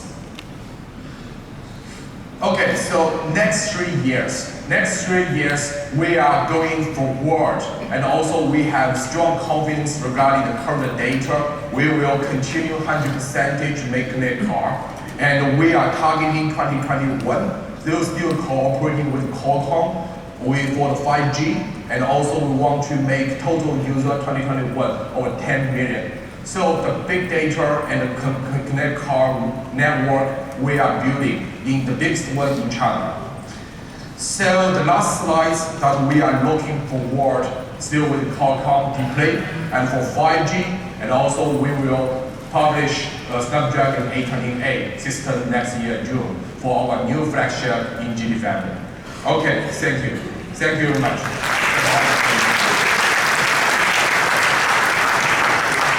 Thank you very much, Mr. Shin. Thank you for being here. Much appreciated. As you see, there are a number of different industries. One thing I want to say before we go to the next part of the presentation is, as we work in phones in all those years and end up having the privilege sometimes of our OEM partners will have a launch of a new device using a Qualcomm chipset and they'll send me a free sample. I haven't got a free sample of a car yet, so Mr. Chen, for the 5G connected Lotus, I am interested, okay? Okay, so now we're going to change topics. I know we have been providing you a lot of information, but this next one is really important. And that's one that puts the story together when we think about private or operator networks within many of industrial, sites, and what we actually can do with 5G as we think about industrial and the next industrial revolution. Industry 4.0 will be driven by cyber-physical systems that will rely on ultra-fast connectivity. It will be the underlying connectivity fabric, providing the performance capacity, but also replacing a lot of the purpose-built networks that exist, allowing factories to be reconfigured, mobile robots, and automated guided vehicles, beyond other things. In the industrial IoT, we create new opportunity for completely new business models that will add a lot of value for many of the carriers on the 5G connectivity, many of the industries, and at the same time have leap steps, improvements in productivity. And this is one of those areas that we actually have a large number of use cases. We're no longer at a stage that we're trying to identify what the use cases. And opportunity extend across many different segments, across the entire industry. And we're engaged with now a number of industry leaders and market makers to drive this opportunity broadly. Handheld devices, gateways, energy, robotics, lighting, and many more. And that's why we believe the potential of connected IoT devices. The IoT is one of the largest growth segments, and when you add 5G to it, and you add the networks of high performance within industrial sites, you create a whole new set of opportunities. And to tell more about it, we'd like to ask our partner Honeywell, that we've been working in driving industrial IoT and this future transition to 5G, to tell you more about that. I'd like to welcome to stage Suresh, Vice President and CTO for Safety and Productivity Solutions. Welcome.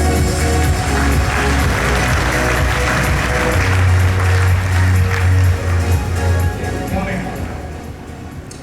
Many of you may know Honeywell, and many of you may not know some of the work that we actually do within safety and supply chain technologies. Just to tell you a high level from a large portfolio of business, I lead technology for a business called Safety and Productivity. We do a lot of work around supply chain technologies and safety technologies. Now, really looking at more and more, Honeywell is becoming a connected company. What it means is harnessing the whole data and connectivity to really solve the most critical problem for our customers. Now, the area of focus for my business at this juncture, or for the work that I do today, is around connected safety and connected supply chain, And some of the Qualcomm technologies that are fueling and beefing up our next generational Industry 4.0 readiness of this juncture, we'll talk a little bit more.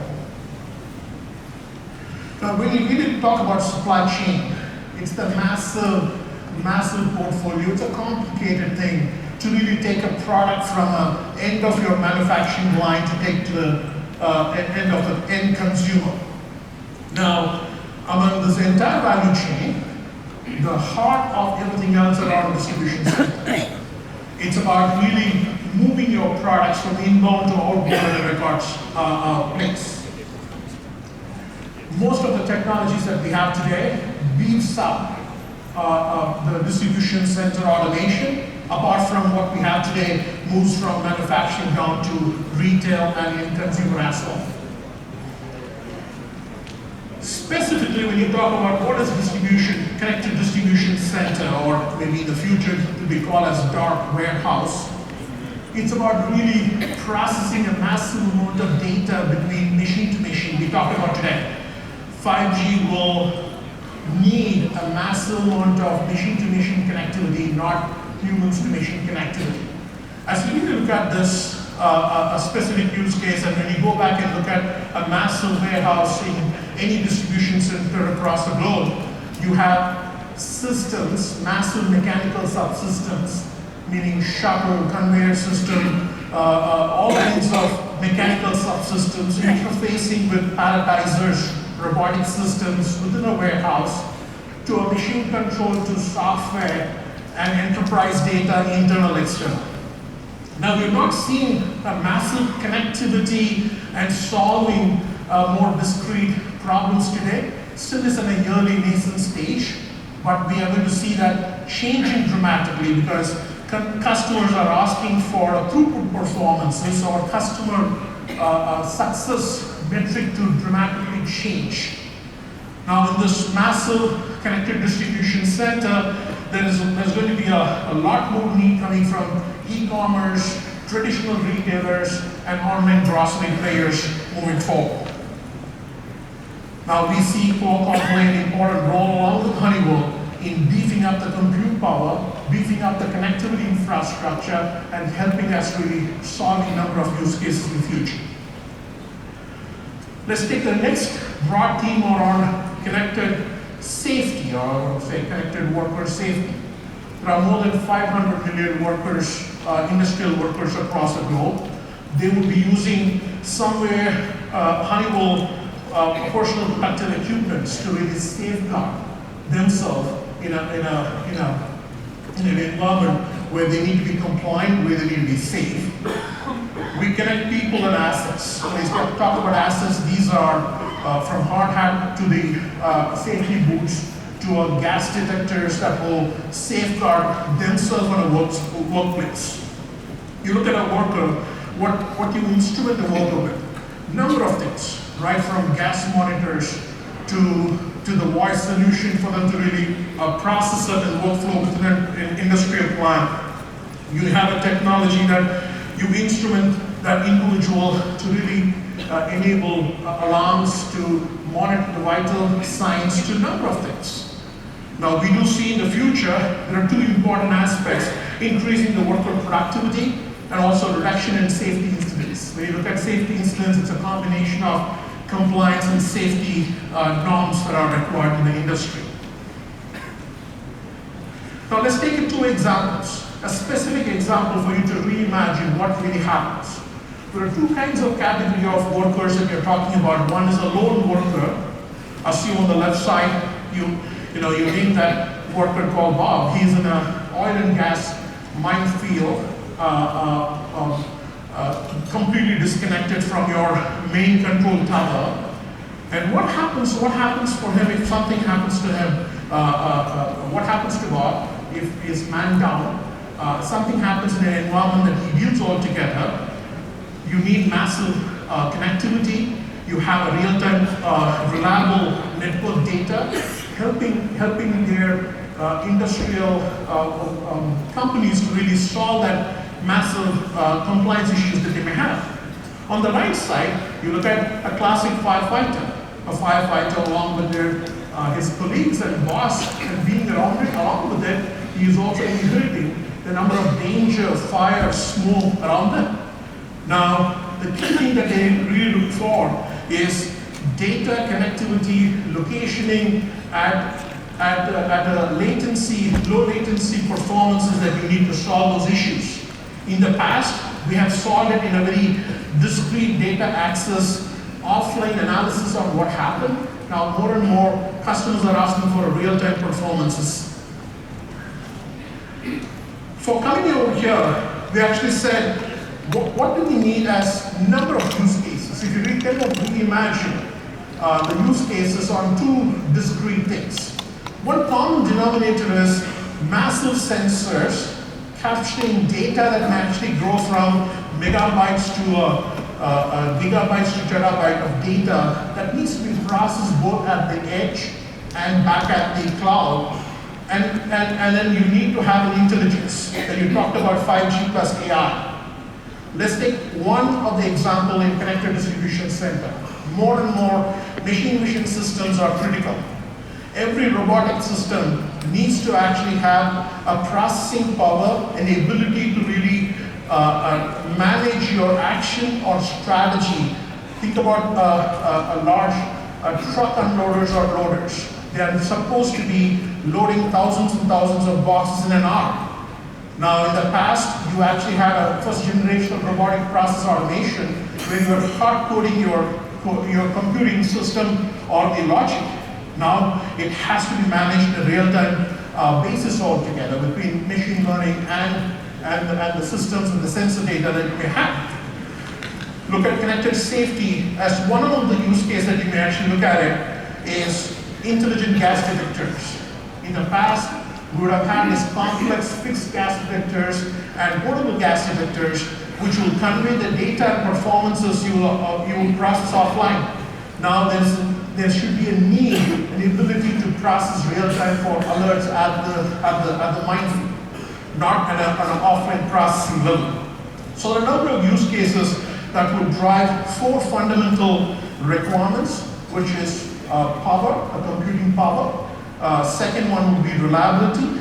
Third one would be in terms of really having those both northbound and southbound connectivity, both reliability and speed. And then the last thing will be a ubiquitous computing network switchover between indoor and outdoor. So it opens up an opportunity for a company like us to partner with Qualcomm in opening up the doors in many different forms. But before I close today, in the last 18 months, Qualcomm really partnered with us in really building up this, what we call mobility edge platform, where we put Snapdragon 660 to really beef up most of our computing edge mobile computers. Our mobile computers are becoming an edge device within a supply chain backbone.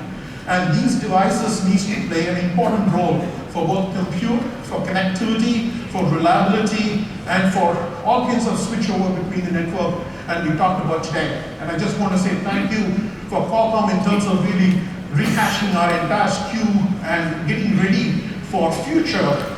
Next year, we'll be looking at CBRS to moving ourselves from 4G to 5G and really getting us into an industrial gateway network that is required for connected safety as well.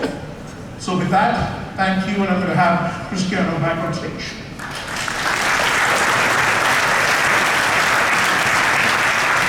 Thank you so much, Suresh. It's really exciting, especially on the industrial, because we have so many new use cases. So if I could ask you, how do you think about the connected devices and new business model as we expand this ecosystem? It's interesting, Cristiano, the number of customers that we're working right now, I think they're moving away from buying subsystems from us. They are probably asking us to say, come and solve my throughput performance. So they're defining those customer success metrics. And I think it's a good starting point for all of us, because this is not about another edge device with new compute power, but to really look at end-to-end. From if I need to really manage it for my customer, a cloud-in-a-box infrastructure, which would probably bring in spectrum, connectivity, hardware, software, and probably solving the throughput performances. I think it's a tipping point where we should be coming together and having those discussions with our customers right now. This is great. And then, obviously, I'll ask the question, which is a lot of the carrier, partners here in the room, and many of the other partners in the ecosystem, we've been thinking about it. Once we build a 5G standalone network inside the enterprise in the industrial side, what can we do? I think interestingly, the environment that we deal, it's all within a four-wall. When you really look at an industrial environment like a warehouse distribution center or within a large industrial plant, I think really creating a private area network and really ensuring that our devices are all interlined, it actually opens up an opportunity for us to rethink, even for Honeywell, to rethink some of our architecture. A much more thin client architecture to beef up a computing in the back end. And I think it's a starting point. And I do believe in 2019 and 2020 will open up those avenues for both of us to really shake it up. That's great. And here's a call from one of the carriers and infrastructure vendor partners in the room. We've been having a great discussion with Honeywell and other leading industrial companies about bringing 5G to their R&D sites when they actually emulate a lot of the industrial scenarios. Great opportunity to partnership for the carriers and the infrastructure vendors to partner with industrial companies, build the 5G networking as those companies like Honeywell develop the R&D of the industrial solutions of the future. Thank you so much, Suresh. Pleasure to have you here. Thank you very much. Okay, so we've been through a lot, and we present you a lot of information. I want to give you a recap. We start talking about the state of 5G and what we can do with this technology. We went to the infrastructure, show you all of the different infrastructure solutions, as well as the expansion to the small cells. We show the first live demonstration over the R5G. We move to devices, device launches, user experiences they're going to be changing on the smartphone. Then we go to all of the different other industries transformed by mobile and 5G. We touch the computing in the enterprise, the automotive segment, and then the industrial. But we have one more. And I know you've been very patient in being with us this whole morning talking about 5G and use cases. But we really wanted to continue this journey to show how powerful 5G will be to transforming other industries. And another example we have is going to be retail. Retail is a segment where 5G has the potential to completely impact the experience. There's a number of different elements within retail. The customer experience, maturity of the digital element of retail. Retail and shopping can be a social event. And then you have all the logistics associated and the whole industry behind retail. So we're also very proud to have the best company to be talking about 5G and retail here with us. I'd like to invite Philip Thompson, the worldwide tech leader in retail from Amazon. Thank you, Philip.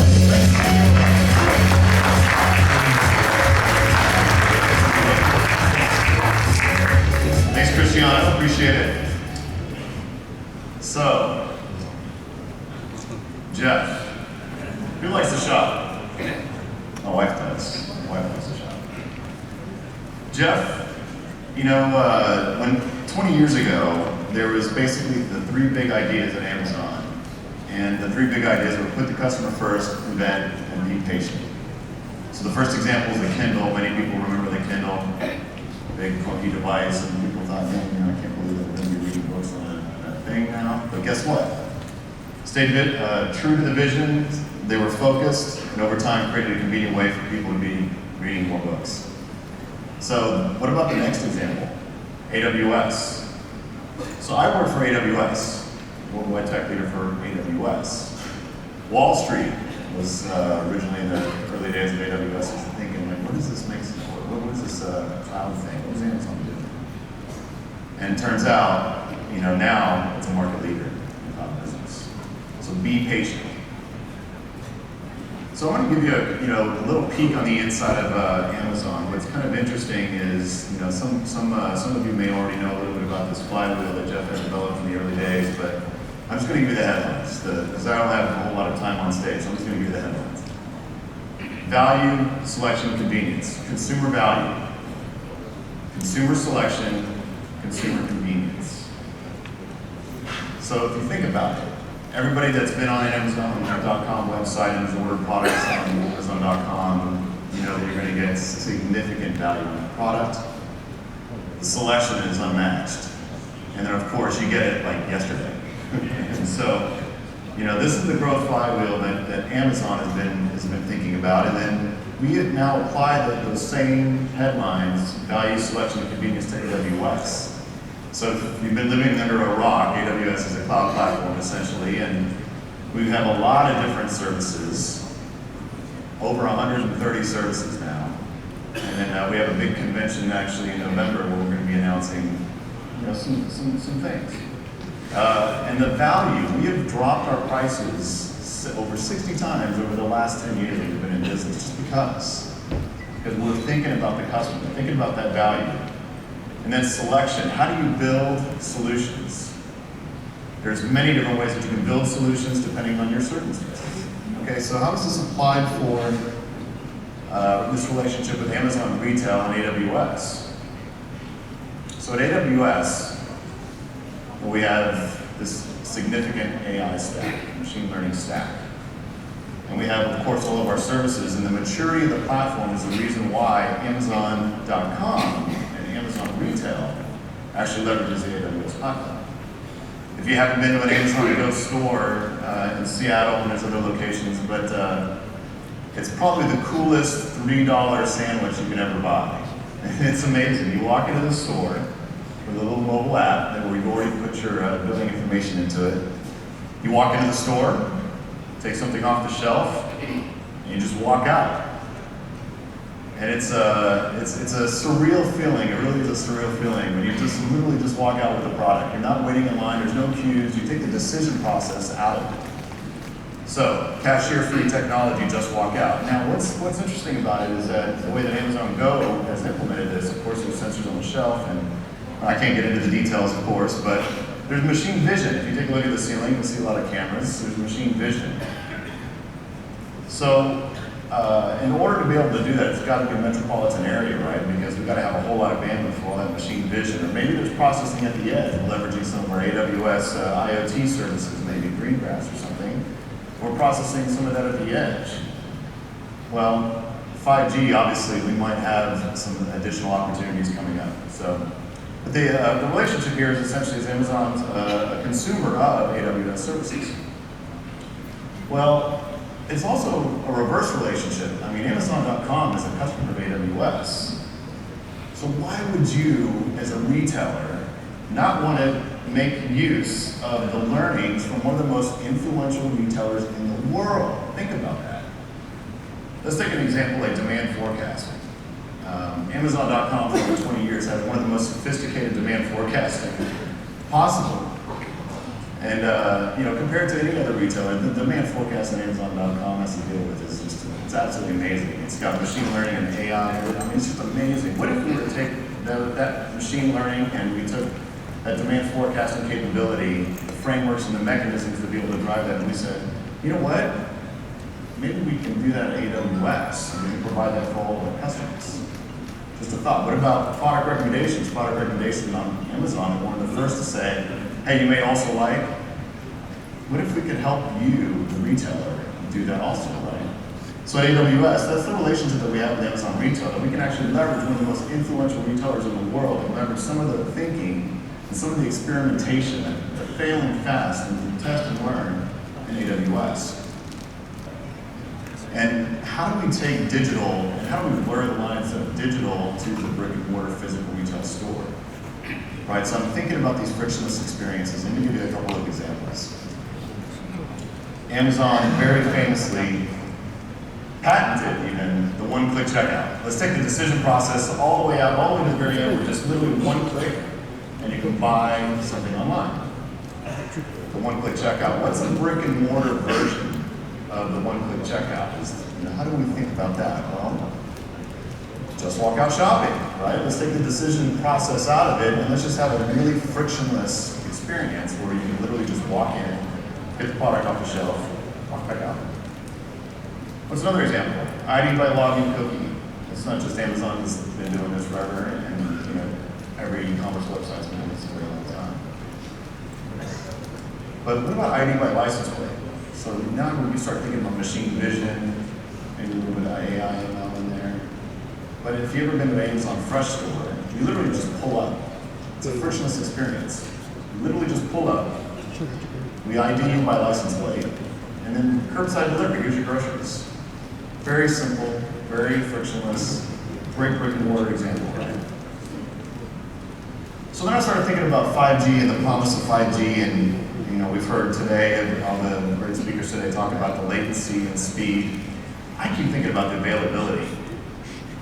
That to me is, in the retail industry, is one of the big, most common problems. I remember earlier in my career having to deal with rollouts of retail stores and thinking about MPLS networks and all these complicated. And you could have a brick and mortar store in the middle of a shopping mall, and you see people with cell phones working, and I can't get my cash register to be able to pull and batch send the transactions at night because I lost access.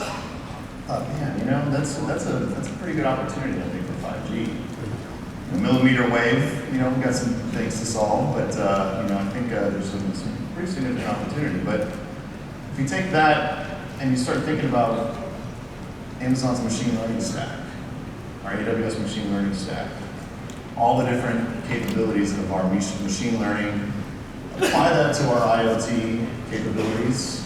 I don't know if you guys have ever seen all of our IoT capabilities, but what's interesting about our IoT is that we have been, as a software, trying to solve for the lack of having some of the latency and some of the issues related to network connectivity. Well, if you start thinking about the promise of 5G, could you be doing IoT better? So if you took machine learning and you take IoT, does that not now enable some better use cases for a retail store? A brick and mortar retail store to start thinking more like a digital retail store. Can you have digital and physical actually literally merging together? So I mean, these are just some random use cases, but the point being is that now this kind of starts to open up a new shopping environment. We're not talking just walk out. We're talking much more significant than that, much more personalized, much better experiences. Just take one little use case, for example, I mentioned green grass core. If we were to take green grass with 5G now, some of the devices on the edge, of course we would never use that cash register on the top, that's a little dated at this point. But if you start thinking about some of the devices and some of the experiences that you can have, you get some really, really rich experiences now with the bandwidth and some of the promise that we have with 5G. To the cloud, of course. So, I have full disclosure, I have a video that I'm going to show you that I thought was very, very interesting that gives you a sense of some of the augmented reality capable for a brick and mortar store. And what's interesting about this was done by an agency in Korea, and was very, very interesting. Now, I want you to take it's about 2 minutes long, so you're going to have to bear with it. But in some aspects, I really appreciate the work that was done because it's an incredible video. Your mind starts to really wander. But at the same time, I think I get tense up because if this is the world that we're going to be in, well, we got some stuff to figure out. But if you can cue the video, please.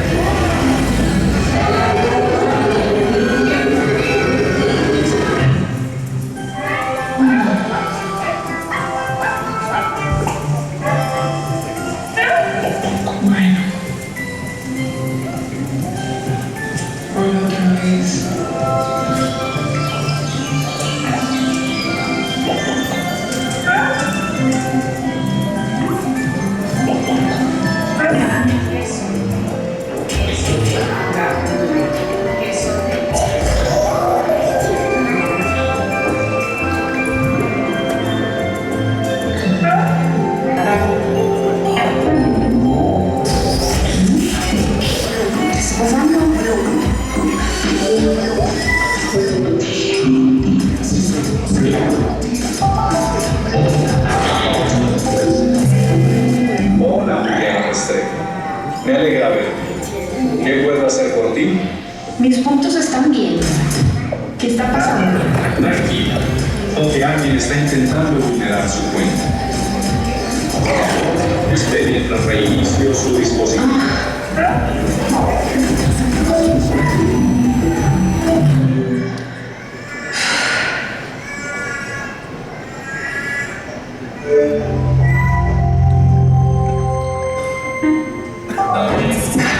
Ciao.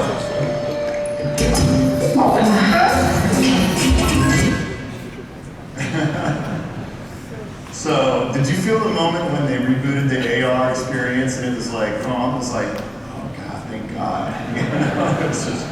Anyways, thank you very much. I appreciate your time. Go 5G. Go Mika.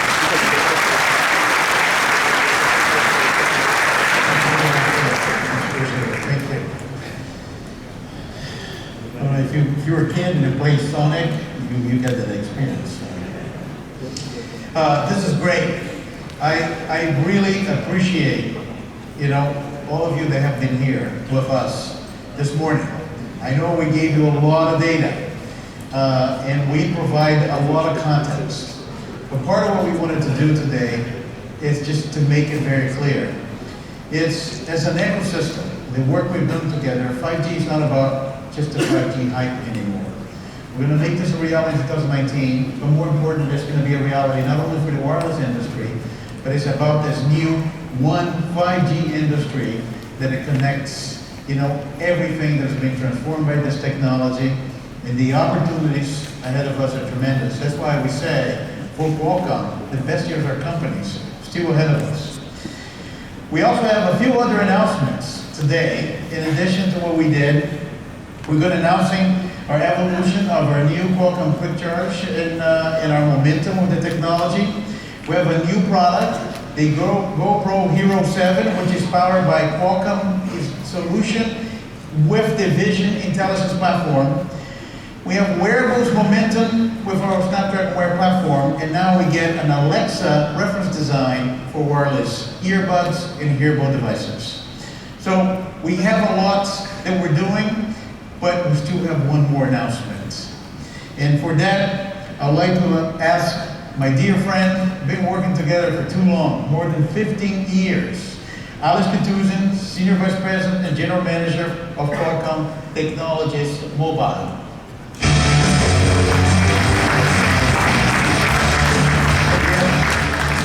What a great set of presentations by our partners this morning. Let's round of applause. So, as you all know, the flagship devices, the premium tier, has always led the market in advancing technologies and features and bringing a great user experience to all of the consumers.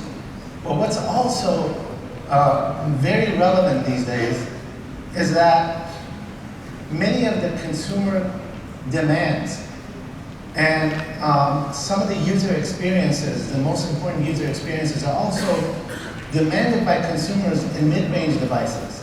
And the acceleration of those features into mid-range devices has been amazing. Just a couple of years back, the features that you see behind me were a premium tier phone.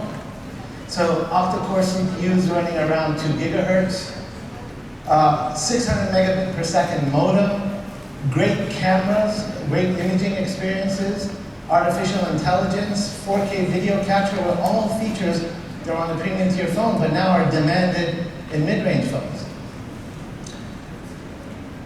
We talk and we do a lot of research with a lot of our customers, with a lot of the ecosystem. The 3 pillars of consumer demand for better user experience are very clear. Gaming is one, imaging is another, and intelligence in the phone to try to make the user experience more personal versus just generic. So let's take a quick look at each one of these pillars.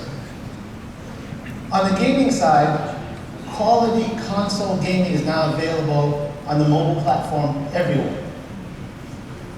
There are millions and millions of active users that play very popular games such as Honor of Kings or PUBG And they're demanding the user experience of smooth gaming, as well as immersive audio and very good connectivity to be on more mid-range phones. They want accessibility in all tiers. Imaging, capturing stunning videos and pictures. Billions of images and videos are captured today and shared with friends and family. No longer people are using digital still cameras. Your phone is your camera. And so therefore, the imaging experience that consumers are demanding are pushing it down into multiple different tiers, and they want more of it. Last but not least, artificial intelligence, enhancing your mobile experience by using AI. There's not an application on the phone that AI doesn't touch. So for example, taking a great picture, so your imaging experience becomes enhanced with AI. Contextual awareness, any type of security, any type of connection you have to the network to try to save you battery. Voice interactions. So based on these pillars of consumer demand and push into the mid-range of devices, I would like to introduce the newest member of the Snapdragon 600 family, the Snapdragon 675.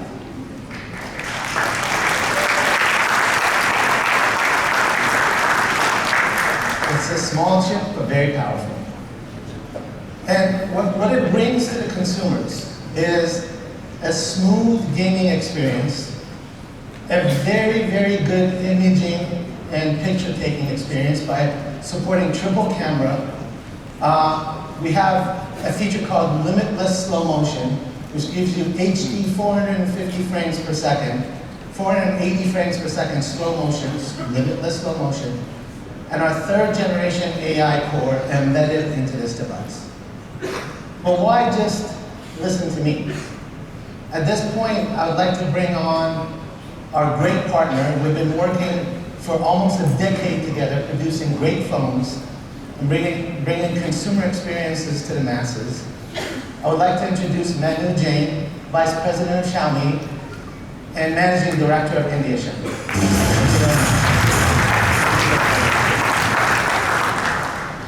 Good morning, everybody.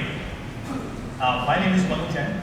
I'm a Group VP with Xiaomi, and I lead Xiaomi's business in India. So I'm going to talk a little bit about our journey specifically in India and our partnership with Qualcomm. So let's start with Xiaomi. We are a very young startup. Started only about 8 years ago in 2009 with a vision of innovation for everyone, which means we want to launch products which are of great quality, very innovative products, and we want to make them accessible so that everybody can enjoy technology. We have a very interesting business model, probably the most unique business model that you would have seen. When the company started 8 years ago, the first product that we built was MmmWave, our own operating system. And then we built a host of internet services around it. And a hardware business, which is a smartphone, smart TV, routers, and everything else, is only a vehicle to deliver these internet services. And then we have e-commerce, me.com, so that consumers can come and buy these products through our e-commerce platform or our physical stores.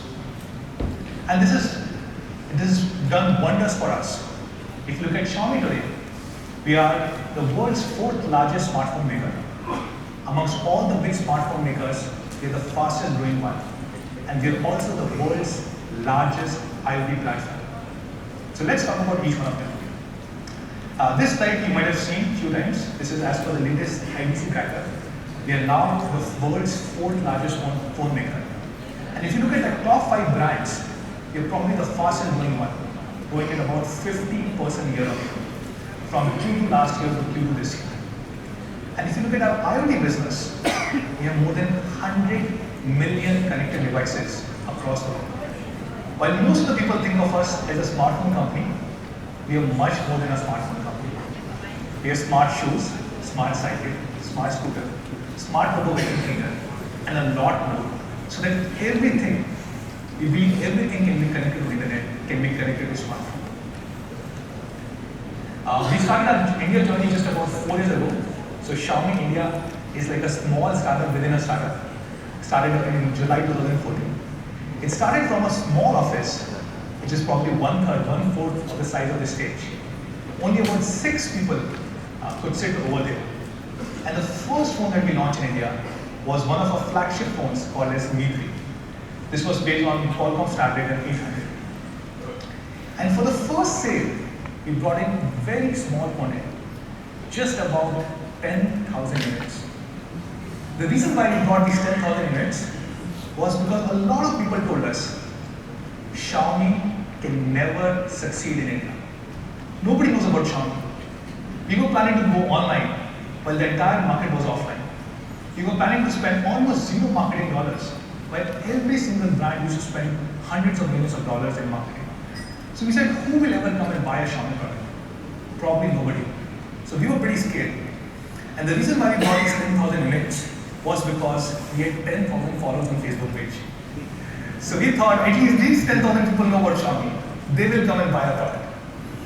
And we were just keeping our fingers crossed that we should be able to sell these 10,000 phones. And on the first sale day, this is what happened. Our partner Flipkart crashed for the first time in the history of Flipkart. And of course we celebrated. We thought we had arrived in life. That's when we started building our business in India. We have grown pretty rapidly. In that quarter when we launched, we sold about 100,000 units, 10,000 every single week. By our first anniversary, we were selling 1 million phones a quarter. By our second anniversary, we were selling 3 million phones a quarter. And by our third anniversary, which was last year, we had crossed 9 million phones every single quarter. And with that, last year when we crossed the 9 million mark, we became the #1 smartphone brand in the country. And we have been the #1 brand for 4 consecutive quarters. This is across both online, offline, all price segments. We've been the #1 brand for 4 consecutive quarters from Q3 last year to Q2 this year. This is how we've grown at about 30% market share, exponential growth over the last few quarters. And if you look at today, we have approximately 30% market share. We're about 20-25% bigger than the second biggest brand, which is Samsung. And it means if there are 3 phones sold today, smartphones, 1 out of 3 are Xiaomi devices in the country. We started selling online. Within the online segment, we were dominating 55% market share across the country. And around sometime last year, we started thinking, so we have done well in online, we already have 50% market share. But offline, which is about 2/3 of Indian market, we still do not have any presence, almost negligible presence till early last year. So we started our offline journey sometime last year. We built a small store, about 600 square feet store in a city called as Bangalore in India. And a lot of people said that this can never succeed. Why? Because you are an online brand trying to come offline, nobody will come. Even if you get 100 customers on the first day, you should consider yourself to be very lucky. And this is what happened. About 10,000 people turned up from across the country, and there was a 2-kilometer long queue outside this particular shop. In just one day, we did a revenue of about $800,000 or 5 crores Indian rupee. And in just 1 year, our offline business has grown from less than 0.5% to more than 21%. So this is what we have been doing in India. Of course, we are much more than a smartphone brand. So while we are #1 in smartphones, we just launched a smart TV business about 6 months ago. And within a short period of 6 months, we became the #1 smart TV brand across the country. We're also #1 brand when it comes to wearables. If there are 2 people buying wearables in the country, 1 out of 2 are Xiaomi devices. Now, the most incredible thing is, while we have done so much over the last 4 years, we have done this with almost 0 marketing spends, close to 0. And for the first 3 years, till the time we became #1 brand, we had not spent any money on any kind of TV ads, print ads, outdoor wording. So a lot of people ask us, how do we do this? Thanks to these young, passionate people that we call as Mi fans.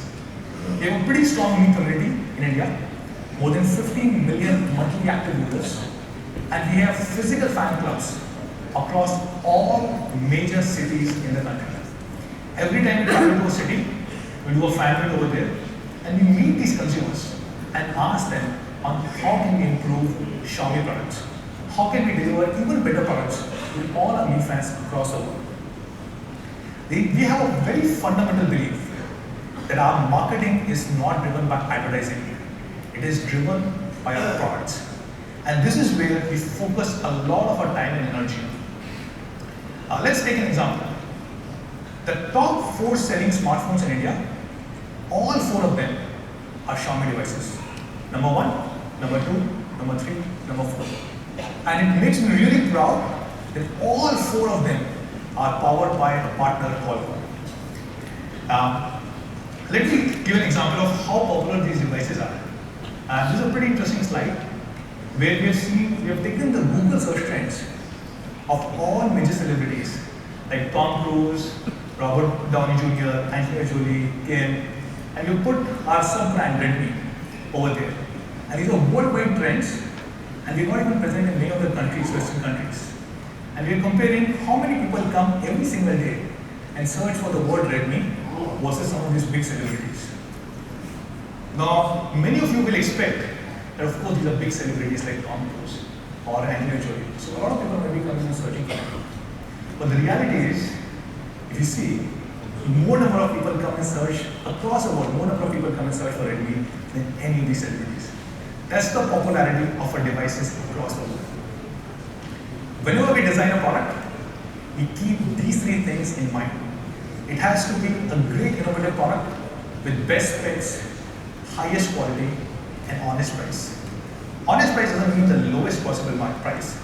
It just means you want to cut down all possible irrelevant cost and want to pass on these products almost at cost to our consumers. And that's what we call as honest price. Let's take some of the products that we have launched. mmWave, which I believe completely changed the full screen display. This was the first full screen display device to be launched in the world. And when this was launched, a lot of people said amazing things about this product. Like Technisha said, this is what the future of smartphones look like. Forbes said, this is the kind of devices that we only see in futuristic movies. This is a device which won the Idea Gold Award. Now this is an award which has been only won by 12 smartphones in the last 37 years, including the iPhone 1. We recently launched a new flagship device, the Poco F1, our new sub-brand in the country, which is an incredible device powered by Snapdragon 845 liquid cooling technology and sells for only $300. $300. A Snapdragon 845 device for $300. When we launched this device, this is the kind of reaction that we got. People said, this delivers blistering performance. This is capable of bringing almost a paradigm shift when it comes to flagship devices. And I really love this one when India Today said, just shut up and take my money. This is the way to explain Poco F1. So on one hand, we have flagship devices like mmWave, like Poco F1. And we also have devices in the affordable segment, which is a device like Redmi 5A, which is a smartphone for everyone. Just an $80 device powered by Snapdragon 425. And people say this is perhaps the best entry-level segment phone in the world. In fact, if you look at the Q2 numbers, this became the best-selling Android phone, not only in India, but worldwide. And of course, we have our Redmi Note series, which is extremely popular and is based on our Qualcomm 600 series. So these are the 3 devices that we have launched over the last 3 years in the Redmi Note series. Redmi Note 3 on Snapdragon 650, this was the global debut. Redmi Note 4, India debut of 625, and Note 5 Pro, global debut of 636. And they've done exceptionally well. When we launched Note 3 2 years ago, we sold 3.5 million in about a year. Note 4, 10 million units sold in a year. These are only India numbers. And Note 5 series, we've already sold 5 million units in just 4 months. And at the heart of all these devices have been an incredible Qualcomm chips. So extremely excited that Alex recently announced that they're launching Snapdragon 675, and I'm happy to share that Xiaomi will be launching a Snapdragon 675 device very soon. So stay tuned. Thank you so much, everybody.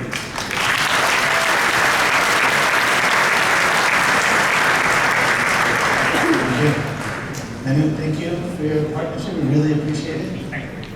Just want to quickly remind everybody, tomorrow at 9 o'clock, there's a detailed session of the Snapdragon 675, so you can learn much more about it. We have a lot of guests and partners with their testimonials. It'll be run by Kadar Khanna, our VP of Product Management, so please show up to that, and we'll see you tomorrow. Thank you.